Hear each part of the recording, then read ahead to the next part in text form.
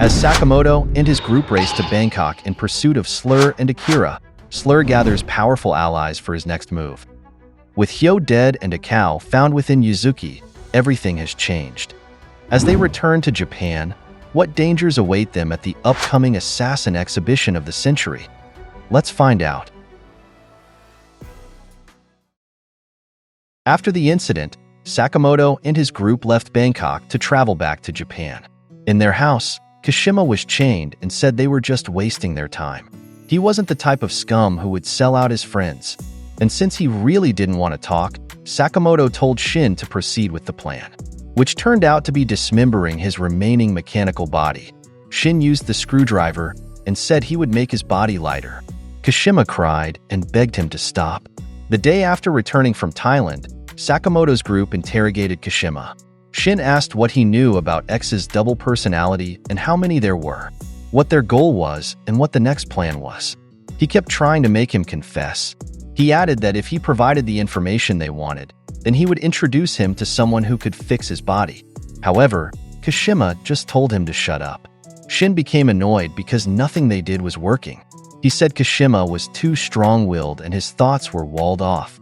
Sakamoto said it looked like they would be there for a while. Meanwhile, while watching, Lu said they thought he would bring a better souvenir. Shin suddenly asked her how Heisuki was doing. She answered that he was the same. Since he came home, he had just been lying down and moaning. And so Lu was curious about what happened in Thailand, but Shin couldn't answer. Amane spoke up and asked if they haven't waited long enough already. He took out his weapon and suggested killing Kashima. He was the one behind what happened at JCC after all. Sakamoto patted him on the head and said if they could get information from him, they might be able to get ahead of X. Furthermore, killing doesn't solve anything, so he shouldn't be emotional. Amane accepted this. Meanwhile, Hana peeked in and called out to her father, Sakamoto, saying it was lunchtime and they were having somen noodles. They looked at her, and Sakamoto replied that he would follow shortly. Kashima remained chained in what seemed like a basement or workshop area. He thought that this was always how it was in that world. He has always acted on his sense of justice, but questions why did things turn out this way. He remembered how people called him creepy, freaky, and dangerous, including the time X persuaded him to join so he could prove divine justice for him. Suddenly, he noticed a shadow there and was startled. It was Hana, just staring at him while wearing a backpack. Kashima recognized her as Sakamoto's daughter and asked what she wanted. She just opened her backpack and put Kashima inside, which shocked him. Hana said she would fix him. He questioned what she thinks she's doing. He told her not to touch him because he didn't need help from a child. However, Hana just called him Mr. Deer and said that because he couldn't move, everyone was picking on him. So, she felt sorry for him. Kashima continued to plead with her to put him down. Besides, he said, a growing girl shouldn't carry heavy loads because it's bad for her back. She replied that it was okay because she was strong. Kashima again told her to stop because it was embarrassing. A few minutes later, Sakamoto and Shin broke into a cold sweat when they noticed Kashima had suddenly disappeared from where they left him. And Amane said that Hana was missing too. Because of this, veins popped out on their faces in anger as they drew their weapons. Sakamoto said he would kill that cursed deer. Amane was shocked because Sakamoto had just said that killing doesn't solve anything. Meanwhile, Hana was already outside, just walking while carrying Kashima on her back. He asked if she knew where they were going. Yes, Hana answered, and they were almost there. In Kashima's thoughts, he considered how foolish she was, as naive as Sakamoto. Because of this, he would let her fix him, then make her a hostage so he could reunite with his Master X. Hana then said they had arrived, and the place she had brought him to was the Eiko Arizaka toy shop. Kashima became nervous when he read that it was a toy shop. The shopkeeper was surprised when he saw what Hana called her deer robot. When Hana asked if he could fix it, he answered 100%. He asked what Hana wanted, and she replied that she wanted it to be able to walk and be cute. The shopkeeper agreed and said he'd go with his interpretation of her requests. After all, he said, Sakamoto had done a lot for him, and so Hana thanked him. Just 2 minutes later, the work was finished, and he had attached truck-like lower body parts to it. The children in the shop were impressed when they saw it and thought it was cool. Kashima asked what was up with those goofy legs and why Hana seemed satisfied. He commented that he couldn't even control those treads himself. Hana replied that it was okay, and they would go to the appliance store next. She said he should just trust in himself. Moving to the other store, the cashier asked Hana if she wanted the robot to move on its own. He said he would do anything for Sakamoto's daughter. However, it looked like a creepy robot, so Kashima said he would kill him. Meanwhile, Hana thanked the mister. He had put a fan on his back, and Hana was delighted because it was refreshing. So refreshing! Kashima asked how he was supposed to move using a fan on his back, but he became happy seeing Hana enjoying the breeze from his back fan. Moving to another store full of claw machines, Hana requested the owner to add arms to her robot. The owner suggested using UFO catcher arms, and Hana was excited about that idea. She requested to make them nice and strong. After that, they moved to the town Wi-Fi provider. Hana suggested adding Wi-Fi to him too, but Kashima responded that he didn't need that. She thought about a cotton candy machine, but Kashima said she would just get cavities.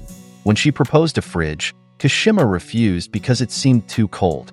While sitting on a bench outside, Hana was delighted at how useful he had become.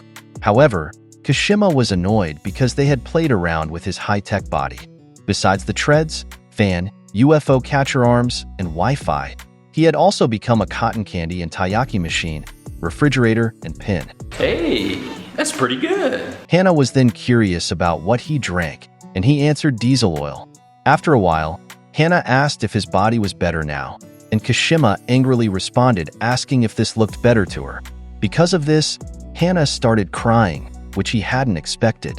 This suddenly made him release a bunny spring toy from his body. This made Hana laugh hard, but in Kashima's thoughts, he found it ridiculous. Kashima reflected and suddenly said that even though she was a child, she surely noticed that he was her father's enemy. He would surely get angry because of what she did. Hana replied that wouldn't happen, which surprised Kashima.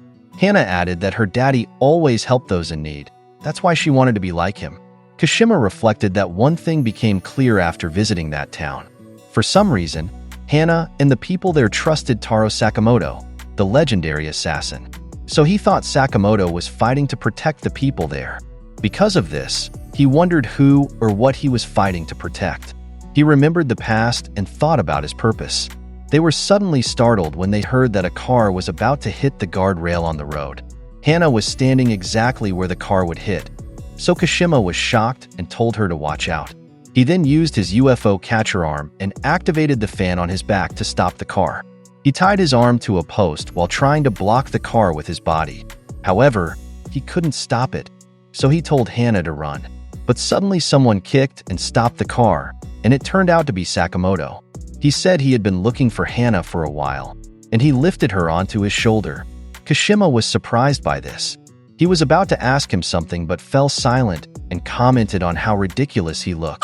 Kashima suddenly said he was worthless now that his comrades had abandoned him. So, he requested that he kill him. Sakamoto replied that he didn't understand. He had no interest in killing him or X. He just wanted to stop them. Why should he believe that? Kashima asked, since everyone always had an ulterior motive. Sakamoto answered that when he tried to save Hana just now, he had no ulterior motive. Kashima paused at that and thought again about his Master X. Because of this, he said he would tell him about X on one condition, that he promised to save X. Deal, Sakamoto answered. He then handed over the receipts for the repairs to his body, and Sakamoto was shocked to see that it was so cheap, with everything only costing 2,000 yen. In a flashback, we see X talking to himself. He told himself not to be too angry, and someone had apologized to him.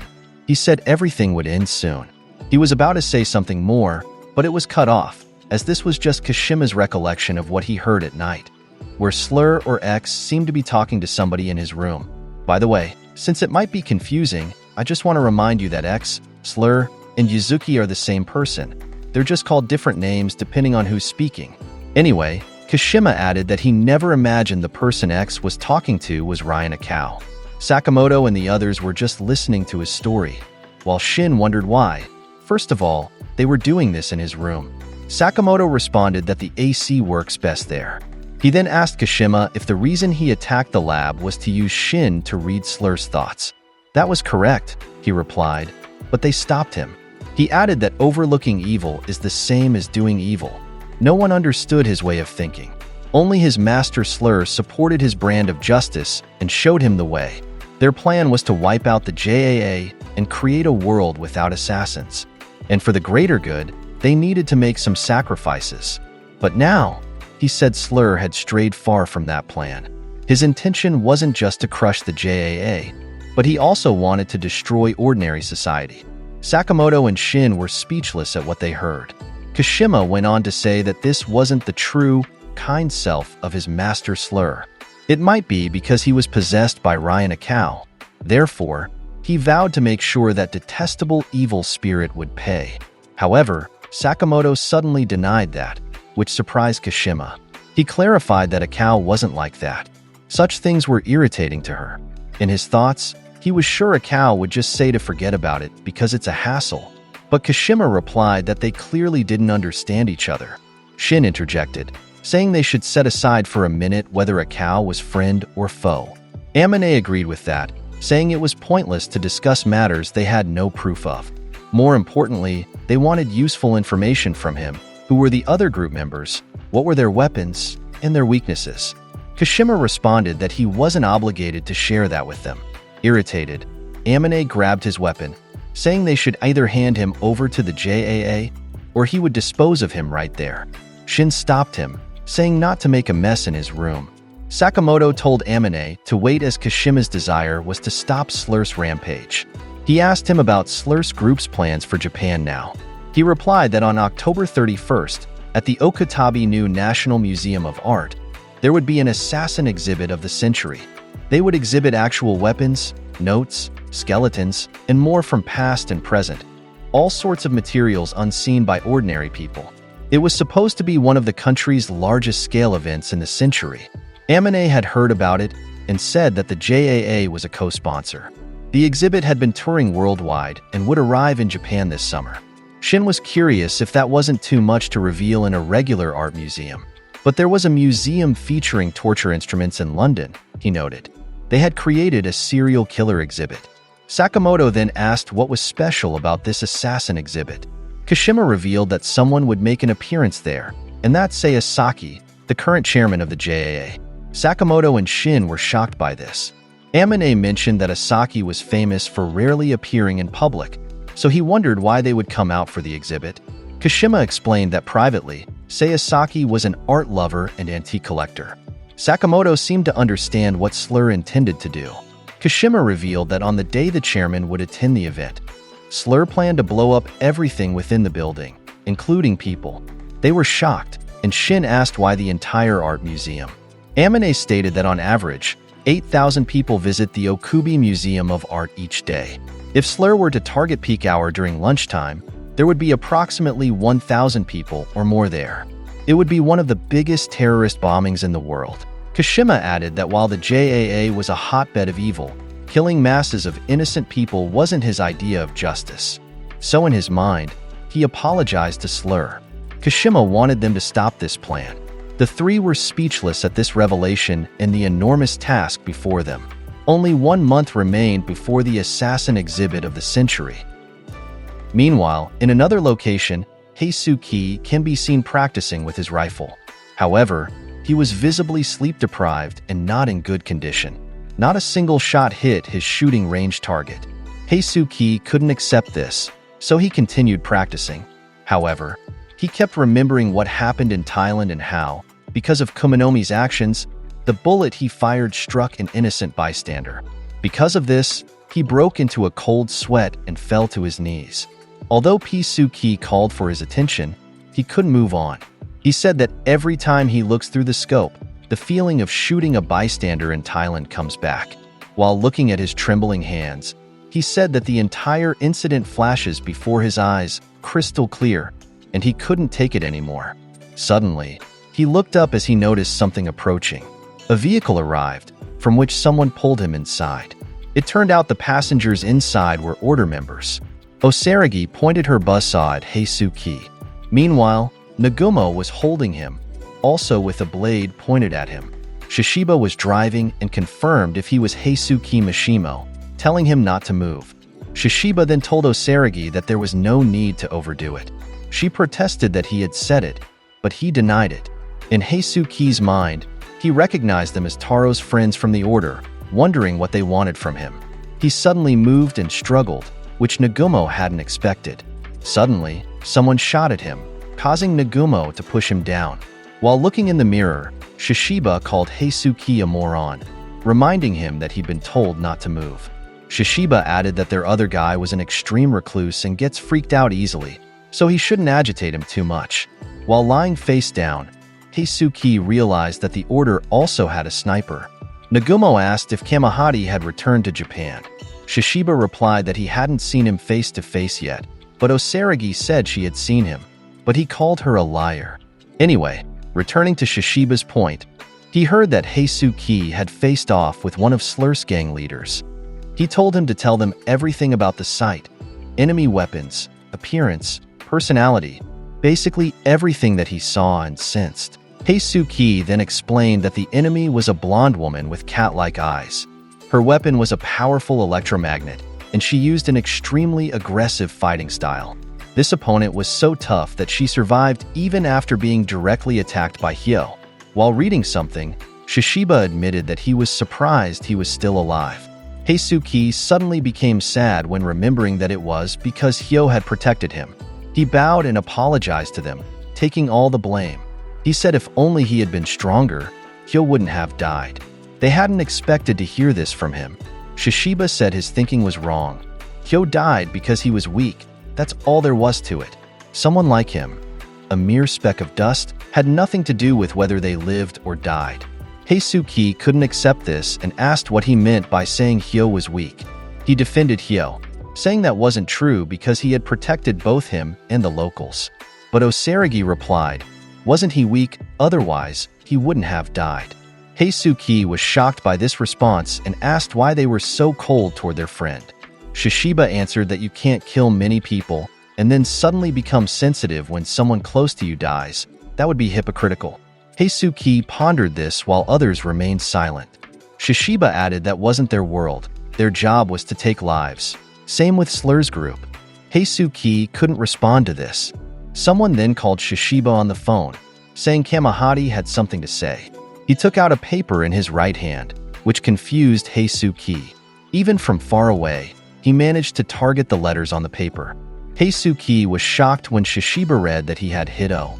He then shot Sa, Ra, and Ji. Osaragi was surprised, as he was the one being referred to.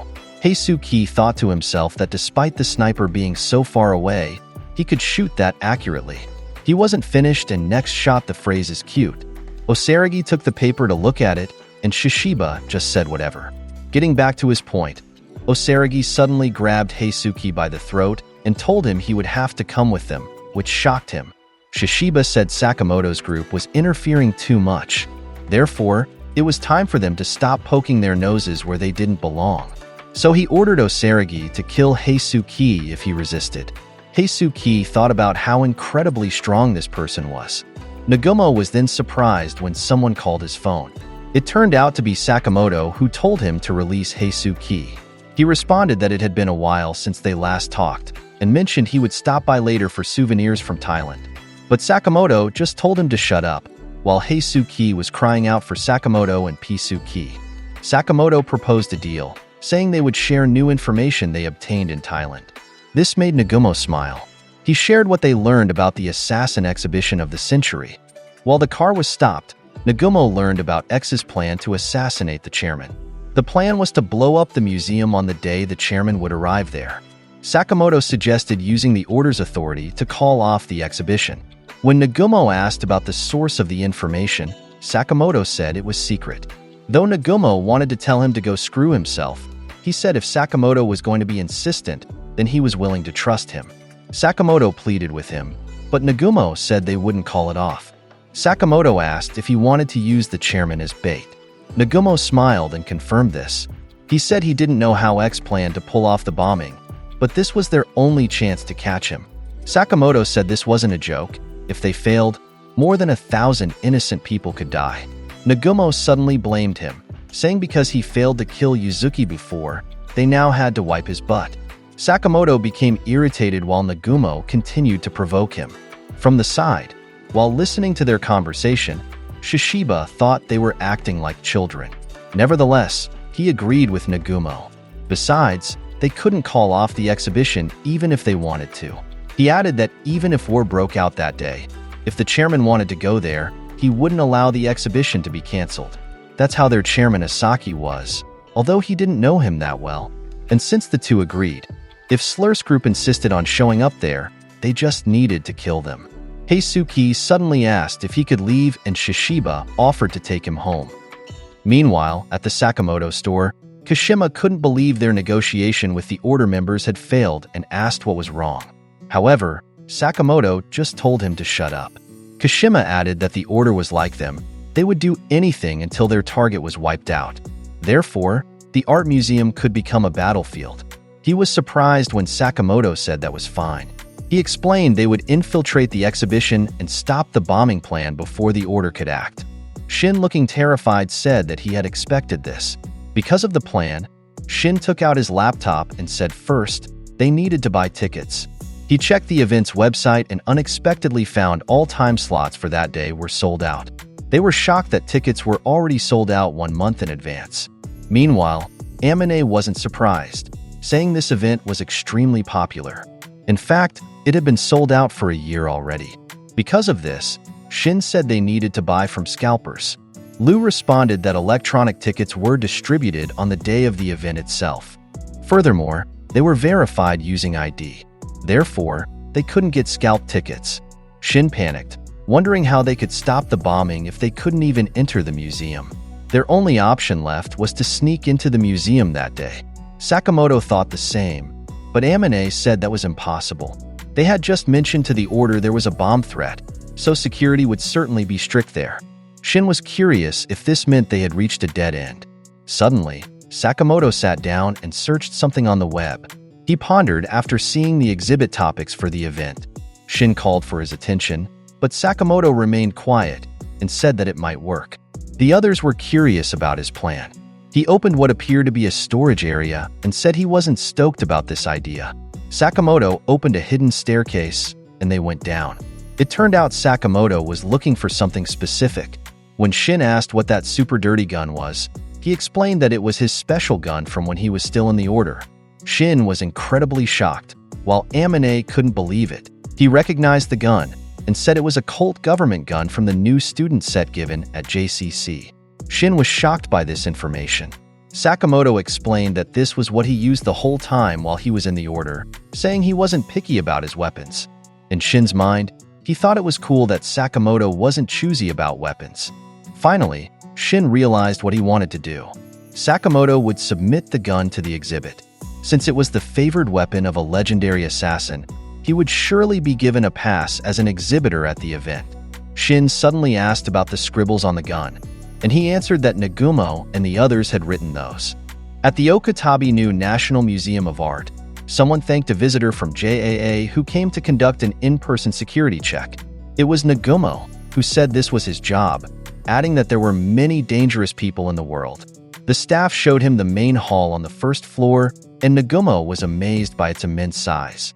She mentioned that previously, they had hosted murals from the Garavito Cathedral and a large-scale installation by contemporary artist Yasui. When Nagumo asked about their security system, the staff proudly claimed they had one of the strongest security systems in the entire country, or even in the world. During the exhibition's duration, security would be accompanied by JAA members and floaters. All devices brought in would be disassembled down to the very last screw and inspected before entry. The exhibition would be specially managed with 24-hour electronic surveillance from cameras and other security equipment. At night, the halls would be protected by guards, infrared security systems, patrols, and more.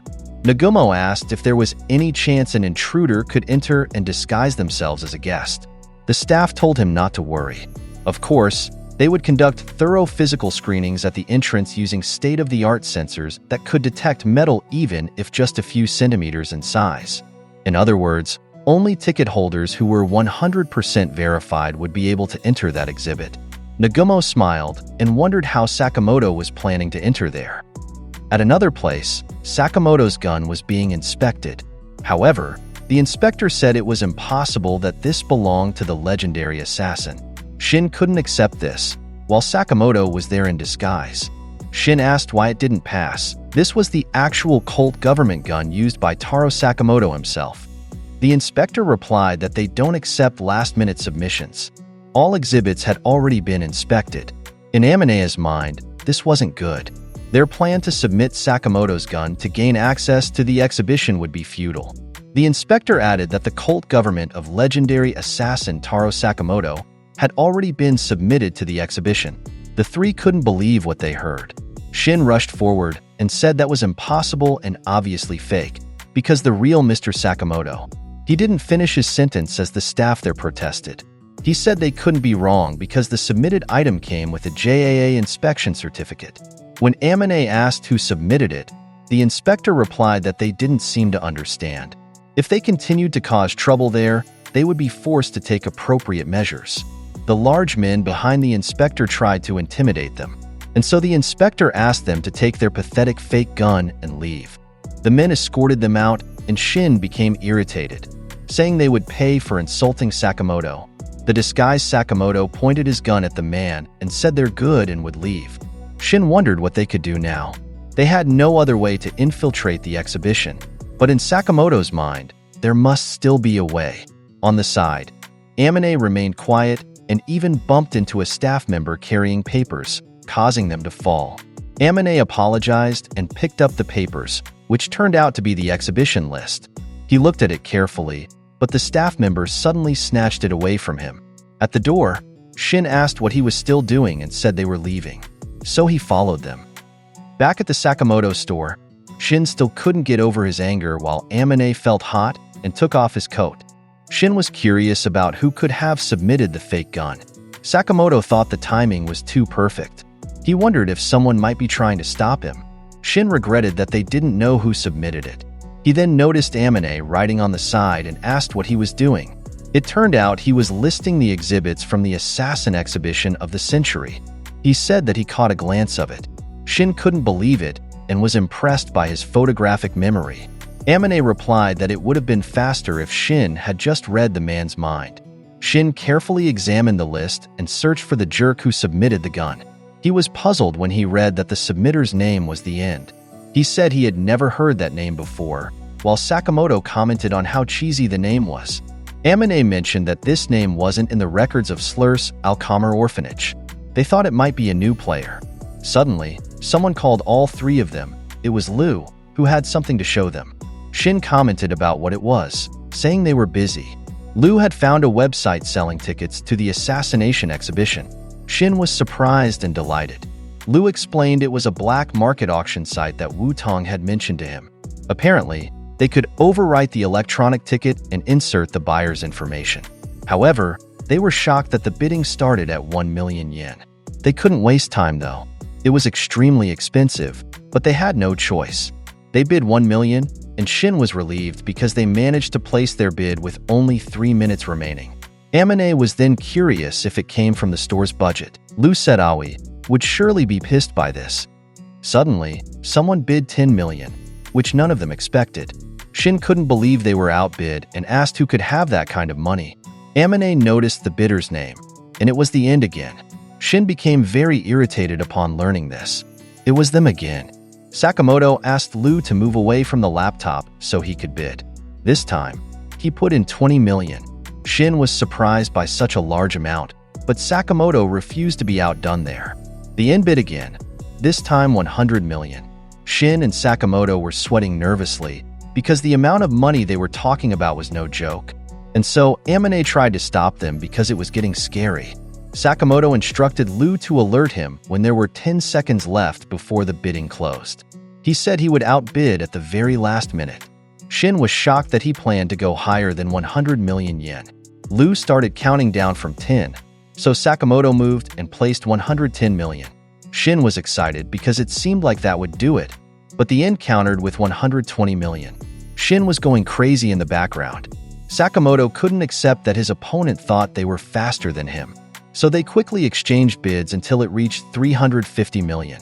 Shin wondered who could keep up with Sakamoto like this.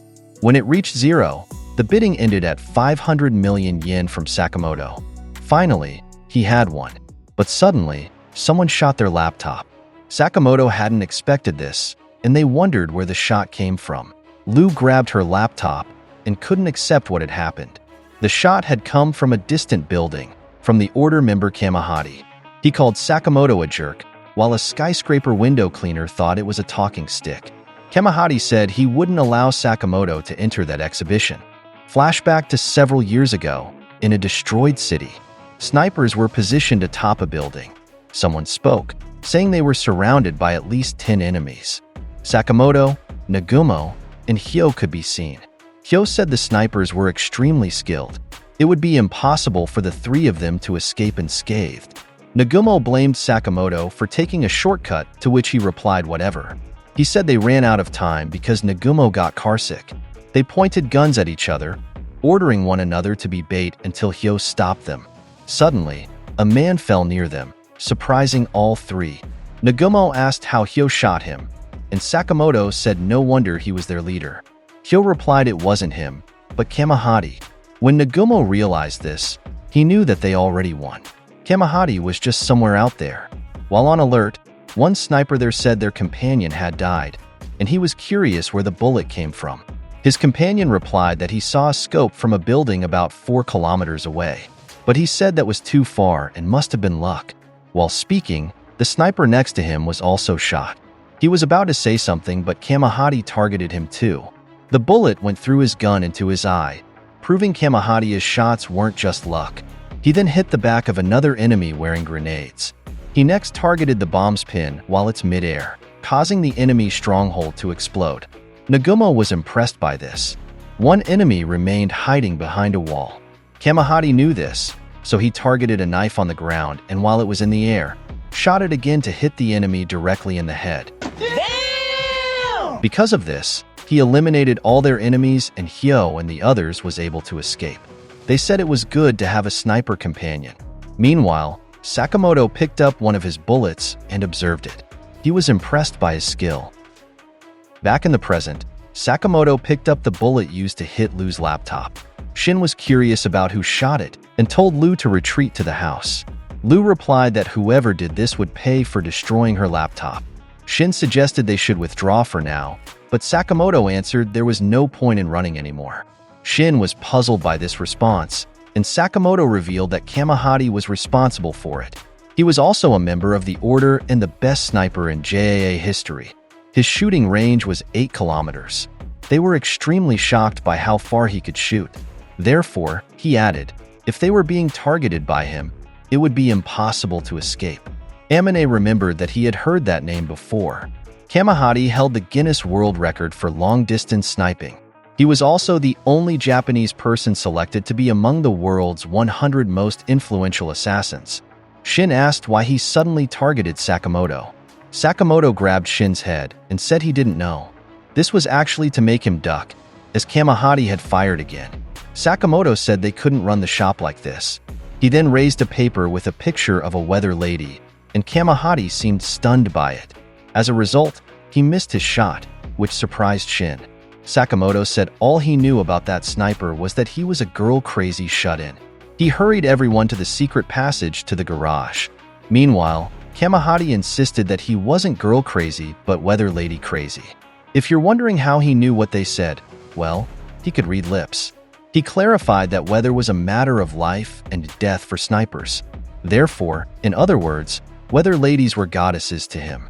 He said he had tried to explain this to Sakamoto before, but of course, he didn't care about other people. They got in the car to escape. Inside, Amane asked if he was such a good sniper. Why did he miss the first time? Sakamoto answered it might have just been a warning shot. While driving, Shin thought the message was, stop interfering with the assassination exhibition or else. When he asked Sakamoto about their next move, he simply replied that they would beat Kamahati and get a ticket to the exhibition. Shin was shocked and said, but he's with the Order. Kamahati was on the move again, aiming his gun at the tire of the car beside Sakamoto's car. Because the driver got a flat tire, the car swerved and tilted to its side. Shin was worried because they couldn't brake in time. So Sakamoto grabbed a post beside them and held on to stop the car. He was so strong that he broke that post. Kamahati saw this and targeted Sakamoto's exposed arm. He hit him, making Shin scream, while Sakamoto was concerned because his right arm was hit. Because of this, he let go of the post and their car hit a traffic sign. Sakamoto suddenly got out and went Spider-Man-like, jumping on top of that signage. He pulled it while in the air and deflected Kamahati's bullet. Shin hurried him to hide behind a wall. However, Kamahati's scope was already aimed at Sakamoto, so he just apologized to his former companion. Luckily, Heisuke came to the rescue, targeting Kamahati instead. Shin was happy to see him helping them. Heisuke checked on Sakamoto, who said his timing was perfect. When Shin asked how he was doing, he replied he was fine now. He closed his eyes and took a deep breath. He remembered what Kuminomi said about him not being ready to kill. She called him a wimp and asked what he would do in a fight. He also recalled Shishiba calling him a speck of dust that had no bearing on whether they lived or died. Lastly, he remembered Hyo's farewell to him. So he apologized to Sakamoto, Shin, and Amine, and requested to let him handle this. Shin didn't agree, because the sniper was with the order. However, Sakamoto silenced him. Heisuke insisted that if he didn't do anything, he couldn't forgive himself for surviving, so he would take care of this. Meanwhile, Kamahati was surprised that he shot at him when he hadn't done anything to him. He said he was right that the outside world was scary. The window cleaner outside felt sorry for him. Shin still couldn't accept that Heisuke wanted to fight Kamahati alone. He wondered what was wrong with him. Heisuke admitted that since they returned from Thailand, he hadn't made a single good shot during his target practice. The three were surprised by what they heard. Heisuke couldn't explain it well, but he felt that if he backed down now, everything would be over for him as a sniper. Shin was shocked by this, while Heisuke insisted that he's not just down on himself. Honestly, among the four of them, Heisuke believed he had the best shot at defeating the enemy sniper. A vein popped on Shin's face out of irritation. In his mind, Sakamoto punched Heisuke on the cheek. Sakamoto then approached Shin and said that Heisuke must have a reason for saying that, to which Shin replied he had just slugged him in his mind. Sakamoto warned that Heisuke's overconfidence was dangerous, but Heisuke explained that it wasn't overconfidence. He himself had said that he had never faced a sniper more skilled than himself. This made Sakamoto think. Heisuke just smiled and said that honestly, he didn't have much confidence in himself, but he believed in what they were saying. This made Shin and Sakamoto exchange glances. Sakamoto suddenly searched for something and made Heisuke wear it. Heisuke complained that it was too heavy. It turned out to be the Sakamoto store special bulletproof vest that could block any type of bullet. However, Sakamoto mentioned it was just a prototype. He told Heisuke to take it, adding that he shouldn't let more than one bullet hit the same spot. Heisuke thanked him for this. As he left, Shin told him not to die, to which he simply replied, "Got it." Since the three were left behind, Amine asked what they would do. Sakamoto answered that they would follow him to ensure he was okay. Shin noticed that Sakamoto had been becoming somewhat overprotective lately. He said that the same thing would happen to him when he becomes a parent. When Kamahati saw Sakamoto and the others leaving, he wondered about their actions from his new location. He questioned if they thought they could mess him up by dispersing. He also couldn't believe that Sakamoto was now a team player, noting how different it was from what he knew of him. Of all people, he had assumed Sakamoto would be a loner like himself. Kamahati aimed his rifle at Heisuke, who was scanning the surroundings while holding a bullet. Kamahati asked if that bullet was his and what Heisuke was looking for. Heisuke flicked the bullet and shot it in the air. Heisuke was challenging him, but internally he was scared because he didn't know where the shot would come from. Kamahati wondered if this was a declaration of war, as he hadn't expected that loser to want to take him on. He then said he would kill him first. He aimed his gun directly at Heisuke's head and pulled the trigger. However, Heisuke suddenly jumped and took the hit to his side. This worried Shin while surprising Kamahati. Heisuke smiled at him, saying he had found him. Through this action, he had managed to determine Kamahati's new location. Irritated at being discovered, Kamahati called him a bastard. Heisuke had expected a headshot from Kamahati, so he jumped and took the bullet to his body on purpose. He did this to gauge the precise angle and direction. This caused Kamahati to hastily escape. Shin asked how Heisuke knew where Kamahati would shoot. While running, Sakamoto explained that the standard sniper rule was to target the torso or legs, as you'd hit something even if your aim was off. However, if a sniper was extremely confident in their skills, they would definitely target the head. Heisuke signaled to his opponent, saying he knew what he was thinking.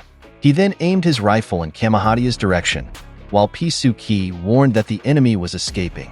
Heisuke acknowledged this, declaring he wouldn't let him get away. Kamahati broke a window to position his rifle. He couldn't accept that Heisuke had anticipated his actions. Because of this, he claimed he was just practicing and didn't do it on purpose. He said he could easily kill a target that size even without aiming at it. He called Heisuke a jerk and said he was too worked up. He then shot at something from afar, the top of a crane. He did this to detach its heavy hook and send it straight toward Heisuke. Heisuke became alert when he heard the noise and looked up. When he saw the falling object, he grew concerned. Kamahati fired again, this time hitting a road sign to cut it down. The timing was perfect as it pierced the crane hook's wire into a building's wall, causing it to swing directly toward Heisuke. He noticed it too late, and the hook pushed him away. He fell to the ground, causing Shin to worry about him again. Nevertheless, he managed to position himself to use his rifle. He fired a shot that ricocheted off the buildings toward Kamahati's location. Kamahati mocked him for missing while Heisuke became frustrated that his aim still wasn't right. This greatly irritated Kamahati, who thought Heisuke was acting too cool. He said that Heisuke wasn't the only one who could change a bullet's trajectory. Kamahati fired and hit the motor of a passing motorcyclist. Heisuke looked behind him because of the incident. The rider was thrown off, and his motorcycle was completely wrecked. Kamahati fired again, this time targeting the wheel that had flown off from the damaged motorcycle. He shot the spinning wheel in such a way that the bullet redirected straight into Heisuke's body. Fortunately, he was wearing the bulletproof vest. Heisuke was shocked that Kamahati managed to use the spinning wheel to change the bullet's direction. Suddenly, Sakamoto called him and apologized for not mentioning that Kamahati wasn't just skilled at long-distance sniping. He explained that Kamahati could control the entire area using a single bullet. He was the ultimate sniper. While in hiding, Kamahati declared that he didn't care who they were. Anyone who hurt his pride would pay. Heisuke found himself deep in thought about what Sakamoto said, that Kamahati could control the entire area using just a single bullet. He had no idea someone that skilled existed, which made him worry whether he could actually defeat him. Meanwhile, Shin asked why Kamahati was targeting Sakamoto, to which he answered he couldn't remember doing anything to make him angry. Shin responded that this was always what he would say. From behind, Amane pointed out that everything was still connected to the assassin exhibition. In his opinion, Kamahati's goal wasn't to kill Sakamoto, but rather to prevent him from infiltrating the assassin exhibition. Suddenly, Shin noticed something and made them stop. They hid behind a car as he seemed to pick up something from a nearby building. He said he could identify Kamahati's thoughts, which were coming from that building. Sakamoto mentioned that snipers indeed keep changing their locations, making things more difficult. That's when Amane realized why they had been running so much. Shin was puzzled when he heard Kamahati's thoughts about being the perfect sniper and how things would have been different if Sakamoto hadn't shown up back then. Shin was shocked when Kamahati suddenly started telling his story. In a flashback 9 years ago, Kamahati could be seen in camouflage outdoors. The skies were clear that day with a temperature of 28 degrees Celsius. The humidity was at 11% with a 90-degree crosswind going 15 mph. His target was John Peishi, a painter and assassin known as a psychopath who killed young girls, then mixes their blood, tears, and spinal fluids to make paint. The target was roughly 8 kilometers away. Kamahati said that if he could pull off this assignment, he would make it into the Guinness Book and become the best sniper in the world. His motivation was the weather girl from Super News, Hariko, whom he told to just wait. He fired his rifle just as his target was at the window. However, He was puzzled when he looked through his scope and saw a man behind his target John.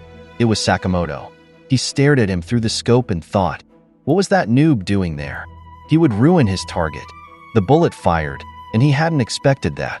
When he checked what happened, John was already lying on the floor. Because of this, he was overjoyed that he completed the mission. His achievement was celebrated and recognized by the Guinness Book for long-distance sniping. The following year, he became the first Japanese to be selected for Kill Time's World's 100 Most Influential Assassins. Kamahati was extremely happy because that was the moment he was recognized as the world's best sniper. However, 1 year ago, he saw the Assassins of the Century exhibition is happening in France. He was shocked to see that included in the exhibit was the final painting of the famous assassin John Pesci before his death. That painting had a bullet hole, an incredible artifact of his final moment. He recognized the painting from his mission. He was pleased to realize that the artifact commemorated his kill. He cheered himself on and said he needed to see it. However, he hadn't gone out for 3 years now. Nevertheless, he still went to France for that exhibition. While observing the painting, he was puzzled by the blood splatter on it. He knew it right then. Looking at the trajectory of the bullet he fired, the blood shouldn't have splattered on the canvas that way. Therefore, in other words, it was Sakamoto who shot him. It wasn't his bullet that killed him, but Sakamoto's. Because of this, he thought his Guinness Book world record and title as world's best sniper would be taken away from him. That's why whatever happens, he would make sure Sakamoto wouldn't see that painting. Back in the present, after learning his thoughts, Shin was shocked by Kamahati's stupid motive because of his dumb pride. Amane realized that's why he was doing everything to prevent Sakamoto from getting to the exhibition, while Shin was curious why he cared so much about that record. Sakamoto thought it was because it proved something. Meanwhile, Heisuke continued running outside. Kamahati fired and grazed his bullet against the steering wheel of an innocent driver on the road. Because of this, the car swerved and hit the sidewalk barrier, causing Heisuke to get hit and thrown off. Bloodied, he thought he could sense the emotion coming from the enemy's bullet because they were both snipers. A passing man reading a book noticed him on the ground and asked if he was okay. Kamahati fired again near the man's finger, causing the page he was reading to shift. That bullet went straight to Heisuke's side, and he realized this was the bullet of someone who had invested everything in sniping. It was Heisuke's turn to counter. However, many people had noticed him. They were concerned for him and asked if everything was okay and if he needed water. Heisuke became annoyed because he couldn't help but worry that this angle would put innocent people around him at risk. From afar, Kamahati said he wouldn't win like that because they were on different levels as snipers. He explained that when you're connected to other people, you worry. Trust and dependence on others supposedly make you weak. Within solitude, he claimed, lies perfect strength. Sakamoto mentioned that even in the order, none of them had ever seen Kamahati. This was because he believed solitude made him stronger. Proof of this point was why he cared so much about his record. Kamahati fired again, saying, "So long, loser." On the other side, Heisuke thought about what he could do and what the best angle would be. He looked around and drew a blank because it seemed useless. However, he was reinvigorated when he realized there was still one way. There was a pathway he could trust. As Kamahati's bullet approached, Heisuke aimed his scope at the incoming bullet. The bullet hit his rifle and struck Heisuke. Kamahati said that was too easy. Nevertheless, Heisuke didn't give up because he now knew the perfect trajectory, the only path that would surely lead to Kamahati. The bullet hit the side of Heisuke's head, but he remained in position. He pulled the trigger and fired precisely between the faces of people around him, heading straight for Kamahati. This irritated Kamahati because Heisuke had used his exact trajectory. Heisuke said that although Kamahati wanted to be alone, he had made him trust him. Kamahati felt insulted because Heisuke seemed to suggest he could shoot the same trajectory as him, and that it was just a piece of cake. Meanwhile, Heisuke thought his mojo might be back, but it wasn't enough yet. He still couldn't reach Kamahati. Therefore, he needed to take one more step. Kamahati fired again and challenged Heisuke if he could return it, while calling him an amateur. He hit the post and the water hydrant valve in front of Heisuke. Because of this, water burst out and soaked him. Suddenly, the wires that were cut from the post started sparking, making Heisuke nervous as he noticed they were heading straight for him. Fortunately, Pisuki arrived and managed to push him away when the wires fell. If he hadn't rescued him, he would surely have been electrocuted. Because of this, he thanked him, but Pisuki collapsed to the ground as if weakened. Kamahari became annoyed because he missed and blamed it on his damaged and broken scope. If it had been there, it would have been a piece of cake. Heisuke was surprised when Pisuki suddenly flew in front of him. Concerned, he quickly pushed his gun downward to change the shot's trajectory to avoid hitting his friend. The bullet curved and Heisuke wondered about it. He asked if Pisuki was okay. Kamahari asked if Heisuke was going for a ricochet shot again and called him a numbskull. But while running away, Kamahari said that ricochet shots require a convenient wall and perfect angle. What he did was just a trick shot, not a move to kill. He jumped from building to building and said that sharpshooting was like food delivery. You drop it off while it's hot and escape before they can complain. While in the air, Kamahari fired again straight through the window of an office building. The office workers there were unaware that a bullet had already passed through their office. But Heisuke noticed it coming and thought it was time to test his intuition one more time. As the bullet approached him, Heisuke swung his rifle to curve the bullet toward the other building where Kamahari was. Though he noticed this move, he had no time to dodge and was hit by it. Meanwhile, Kamahari's bullet also hit Heisuke's vest, causing him to lose balance and fall down the stairs. He saw Kamahari hit the top of a truck before falling to the ground. Just then, the railroad gate arm lowered between the two of them. Both struggled to stand up, and Kamahari aimed his rifle. However, a train passed between them. The two snipers simultaneously aimed at each other from opposite sides and fired. Their bullets passed through the train, and again, the passengers were unaware. Heisuke was thrown back when hit by the bullet, and he was visibly bleeding. He became worried when he remembered what Sakamoto said about how a bullet shouldn't hit the same spot on his vest. He fell to the ground and wondered where Kamahari was. The train was still passing, so Heisuke just stared at it, waiting for it to pass. However, when the barrier was gone, he was shocked to find Kamahari behind him, calling him a loser and saying nice try. Heisuke wondered when Kamahari had jumped over there. Kamahari admitted that he slightly freaked out when Heisuke curved his bullet. He said he had done that before too. But he commented that Heisuke concentrated too much when shooting. He said a sniper should always be vigilant of their surroundings. The railroad crossing signal sounded again, and Heisuke responded, "It's like you said." Kamahari asked which part he meant. So Heisuke continued that ricochet shots require a convenient wall, and because of this, Kamahari thought he would ricochet off the train. However, Heisuke was just joking. He suddenly aimed his rifle behind him, directly at Kamahari, but Kamahari managed to dodge it. Heisuke was annoyed that he managed to dodge from that distance. Surprise was evident on his face when he saw him, but Kamahari said it was over and pointed his rifle at him. Heisuke couldn't believe it when Kamahari suddenly dropped his sniper rifle.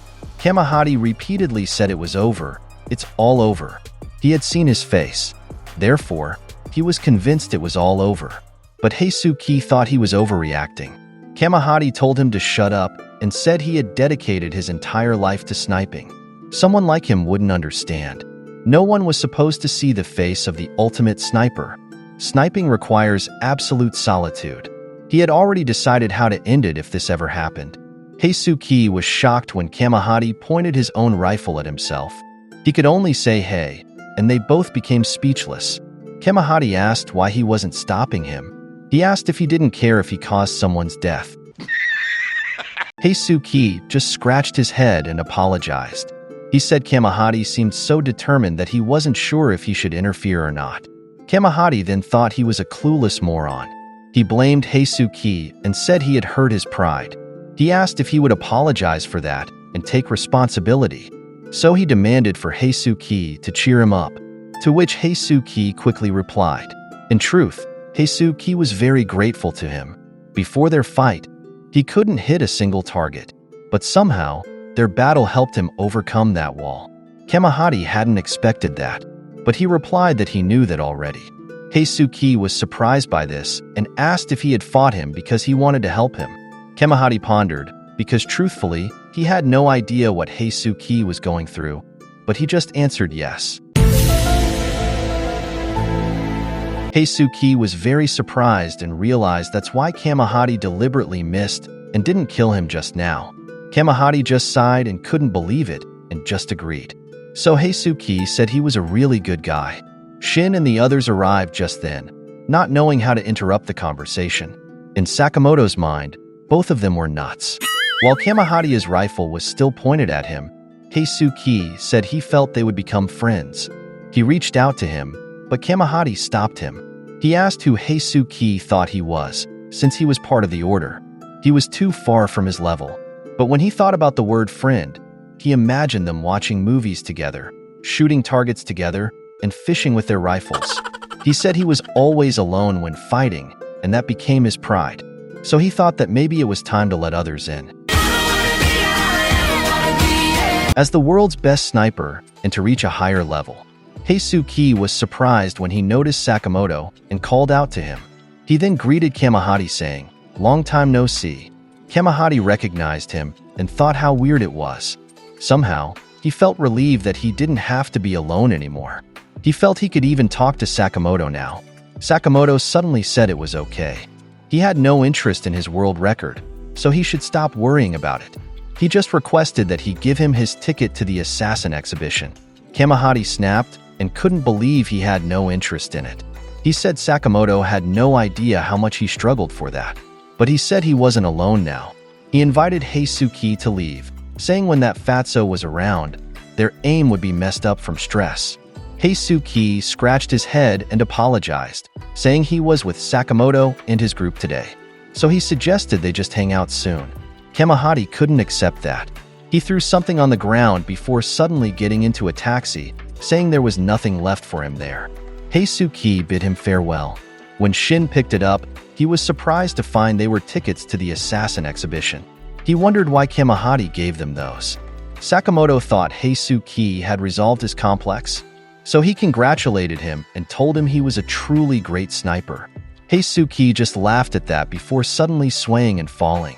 Amane asked if he was okay. In Shin's mind, he thought how amazing it was that Heisuke managed to fight at the order's level. He worried that he was suddenly being left behind by him. That evening, the scene shifted to a building where a bar could be seen, showing JAA executive Ario Muto. He recounted how he grew up introverted and meek, but he managed to become a JAA executive because he dedicated himself to constantly eradicating pests. He asked Remy if she knew the secret to killing people. She was just on her phone and casually responded, "Wow, awesome." Another man there, who called her cow, told her to listen when Muto was speaking, or else he would kill her. He said he knew her brain was as smooth as a blowfish's nutsack, so he ordered her to use its full power for conversation. Suddenly, JA executive Muto broke a bottle and stabbed the man in the neck with it. He said the trick to killing people was to think of them as pests. Because of that, you won't feel bad anymore. The other women who saw this became nervous. While having his arm around Remy, he told her to just watch, because one of these days, he would replace Chairman Asaki. Again, she seemed to have no interest in what he was saying and just responded, "Wow, awesome." Two other men with Muto suddenly became alert when Haruma entered and walked towards them. He had his eyes closed while one of them wondered if he was in the same line of work. The one with dreadlocks stopped him and told him to go right if he didn't want to die. He stopped and requested mineral water from the waiter. Muto told him that he didn't know which faction he belonged to, but he should be careful with his life. Still with his eyes closed, he said he felt the same way. He introduced himself as Haruma and said he worked for Slur. He had a favor to ask of JA executive Muto, so he invited him to come along to meet his group. The three looked at him menacingly, and the one with dreadlocks suddenly chained him. Meanwhile, his companion with the bandana pulled out a large weapon. The man said that since he worked for Slur, they needed to capture him alive. While in the air, the guy responded that he understood, calling the other senpai. He aimed his Gatling gun at Haruma and fired. However, the man was puzzled that he didn't seem to be injured at all. Haruma's chain was broken, and he said, While he wasn't as great at martial arts like Gaku and the others, he was good at sports, especially ball sports. He threw the ball he was holding, and the man wondered if that was his weapon, the shot put. He gained momentum and jumped in the air to throw the ball directly at them. It hit the man's body, causing it to split. Tables, chairs, and other items in the vicinity were thrown about. The impact was so strong it even destroyed the wall behind them. Haruma added that it wasn't really an appropriate indoor sport. Muto broke into a cold sweat because of what happened. Because of this, he agreed to go along if Haruma wouldn't kill him. Haruma thanked him for not making things difficult. Just then, the waiter arrived carrying the mineral water he ordered. Haruma thanked him and after drinking, said nothing beats drinking water after exercise. Haruma asked if Muto was anxious because he was sweating. He probably needed a sports drink, so he handed him the bottle. Muto thanked him for it. While walking, Haruma advised him to take deep breaths and relax.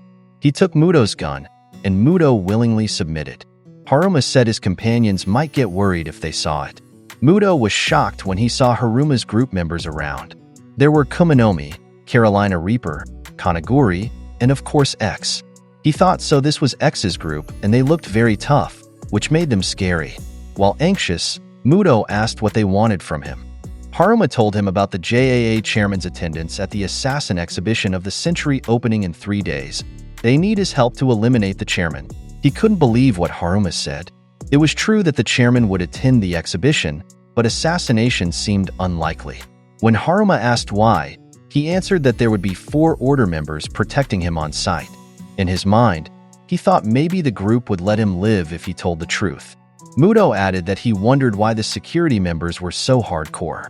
Kuminomi thought it was because JAA had learned about their plan. While kneeling, Muto said if they proceeded with their plan, they would only be met with a counterattack. Carolina Reaper got annoyed and blamed Kashima since he was probably the one who revealed the plan. X wasn't worried because there was already a bomb planted on site, and when chaos breaks out after it detonates, they would enter and finish the job. Muto thought if they were going crazy. There were floaters in the area scanning every corner of that hall, so not even dust could get past them. But all he said to them was their idea was good. So he asked what good he was to them and asked if he could leave. Haruma spoke and said the exhibition would last 3 days. Therefore, they wanted to know exactly Asaki's every movement. That's why they needed his exec status in JAA to know. He replied that the chairman was very unpredictable. He started sweating when he saw Haruma's serious face. Suddenly, Mafuyu was thrown into that place, fortunately landing safely. Torimaru was also thrown there, landing directly on Muto. She pleaded with Mafuyu not to just leave her, saying she couldn't do it alone. However, he just told her to shut up. Gaku emerged from a large hole in the wall, saying he was almost done fighting the boss. He said he just agreed to spar while playing his video game. Mafuyu asked him to just play again, but he replied that he had already finished it 5 times. He pleaded again, but Gaku told them that if that was their best, they would be useless in a real fight. Kuminomi told him that he was the big brother there, so he shouldn't be lazy. Also, she told him to stop wandering around topless. Gaku got annoyed at this. Meanwhile, Haruma praised them, saying they were improving, so they should keep it up. Torimaru pleaded with him, saying she was tired, so she asked for his help. Meanwhile, X said that Gaku should keep it down because Akira was sleeping upstairs. He agreed and pulled the 2 away. He returned inside the hole where they came from. X said there were 3 steps to destroy JAA. First, assassinate the current chairman Asaki, wipe out the order, and destroy their headquarters. When all 3 are achieved, he promised that Muto would become chairman of the new JAA. Muto pondered this while X asked if he would help. They needed him to pull off the plan. While looking down, Muto just smiled while thinking that they wanted to destroy the current JAA. He thought he was going to die there, but now it was an unexpected opportunity. So he stood up and said, of course, and he would be happy to help them. Because of this, X said he was looking forward to the exhibition. Shifting to Sakamoto, Shin rushed him from behind, but he quickly moved from his position. Shin was alert when Sakamoto suddenly kicked, and he ducked, then grabbed his leg. He used the power glove from Natsuki for stronger impact. He pulled Sakamoto by the foot, which surprised everyone. And when they came face to face, while Sakamoto was upside down, he dodged when Shin tried to punch him. Instead, Shin got hit by a powerful strike to the nape. Shin was clearly hurt from that, but they said day after day, he never gives up. Sakamoto told him he was doing well for a while there. While Lu was applying a cold compress to Shin's nape, she said he was somewhat reckless. She asked if he was anxious. Shin answered that there were only 3 days left before the assassin exhibition of the century, and he was determined not to be a burden to Sakamoto. But in Lu's mind, Shin had become so strong. Shin thought that since Heisuki got the tickets, he needed to keep up. Suddenly, someone said they still had a problem. Everyone looked at Amine when he explained that they needed specifics about the enemy's plan to bomb the museum. Who would do it, what time, and how? They didn't have any information at all. Everyone was quiet, and Amine got nervous that none of them had thought about that. Sakamoto replied that he thought it would work out somehow. Lu suggested they might bomb the place from above and reduce the entire museum to dust. Amine said that was too extreme. Meanwhile, Sakamoto said maybe a man with a bomb would come and run extremely fast. Amine hit him in the stomach, saying security wouldn't be that loose there. And Shin was thinking the same thing as Sakamoto about what might happen. Amine clarified that X and his group wouldn't be able to get in. That's because JAA knew their faces, and there would be hundreds of security officers there, including the Order. The museum would surely be the most secure place in all of Japan during the exhibition. In fact, they might not even be needed there. Sakamoto agreed with this, while Amine felt pressured. Suddenly, Kashima spoke up and said he had an idea. He thought the bomb was already in the museum. Shin told him to fix his body because he was being creepy. He asked how they got the bomb in there. If the bomb was big enough to blow up the museum, then it would surely be too large to bring into the place. Kashima answered that they could bring it in by breaking it down and hiding the parts around the museum. He seemed right, but Heisuki asked if there was a bomb there. How would they find it in such a large place? Shin suddenly asked who the tickets they had were for. Sakamoto answered they were for him. Shin, Amine, and Heisuki was just on support since he was injured. And there was one more. When he asked why, Shin answered that he had someone he wanted to bring along. Sakamoto was curious if they were tough, and he replied it was someone they could trust. 3 days later, the time for the exhibition's opening finally arrived. Shishiba asked why they didn't alert the higher-ups about X, since they would surely be suspicious of the heightened security. Nagumo agreed with him, but it would be a shame if they called off the whole thing. He asked if Nagumo knew how many could get hurt if something goes wrong. Nagumo couldn't believe he was hearing this from him. He said if they let X roam free, casualties wouldn't be just 1 or 2,000. Besides, their objective was simple. Switching to Sakamoto, their plan was to stop Slur from detonating the bomb in the museum no matter what happens. On the other hand, Slur wanted to kill Asaki, or die trying to do so. Meanwhile, Nagumo wanted to do everything to kill X, in the name of the Order. At last, it was the opening of the Assassin Exhibition of the Century.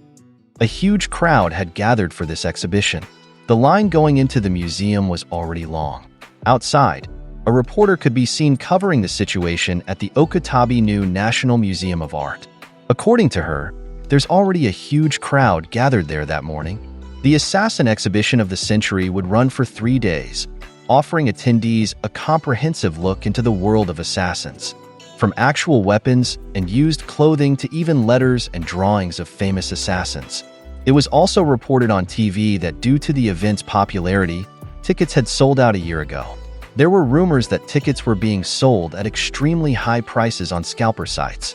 The co-anchor commented that it was interesting, although it sounded somewhat scary that this was an exhibition about assassins. The female anchor clarified that they shouldn't worry because there aren't many assassins there. But if there were, she'd surely hire one. Her colleague became curious about who she wanted killed, and she replied, her husband. Nani? Someone was watching this news from outside the museum. It was a guard who was told by his colleague to stop using his cell phone. Meanwhile, a security officer confirmed with others that everything was okay at the front gate, and someone responded that all was well at 1FA of the museum. Inside, a couple attending the exhibition was discussing about the knife on display. The wife said it was somewhat scary to see the actual knife that was used, while her husband replied that this sort of thing was exciting once in a while. Their child had requested to see something from the exhibit, and when asked what it was, Osaragi appeared. The child pointed at the teddy bear used in an assassination. The child said it was cute, and the parents couldn't believe that even a teddy bear could be used as a weapon. They noticed it was hard to see the details due to the reflection. So Osaragi looked at them, then broke the case with her hand to take the teddy bear and offered it to the child. She said the child could have it, but the child didn't accept it. Osaragi was puzzled, and Shishiba asked what she was doing. She asked back if he wanted the bear. Shishiba couldn't believe she had touched it because it was filthy, and so he advised her to wash her hands. Moreover, he told her that wasn't her assigned zone. In Shishiba's thoughts, the chairman and his entourage would be coming on the first day. He looked at his watch and thought they might arrive in an hour. He hoped they would come quickly and leave just as fast. Outside, Sakamoto, Shin, and Amine were present. Sakamoto noticed the long line, while Amine looked for the helper character Shin said he would bring.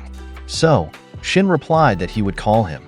He shouted, but Amine told him to be louder. Shin responded that it wasn't necessary as he would hear him. Amine was surprised that Shin was right because the person he called arrived and waved at Shin.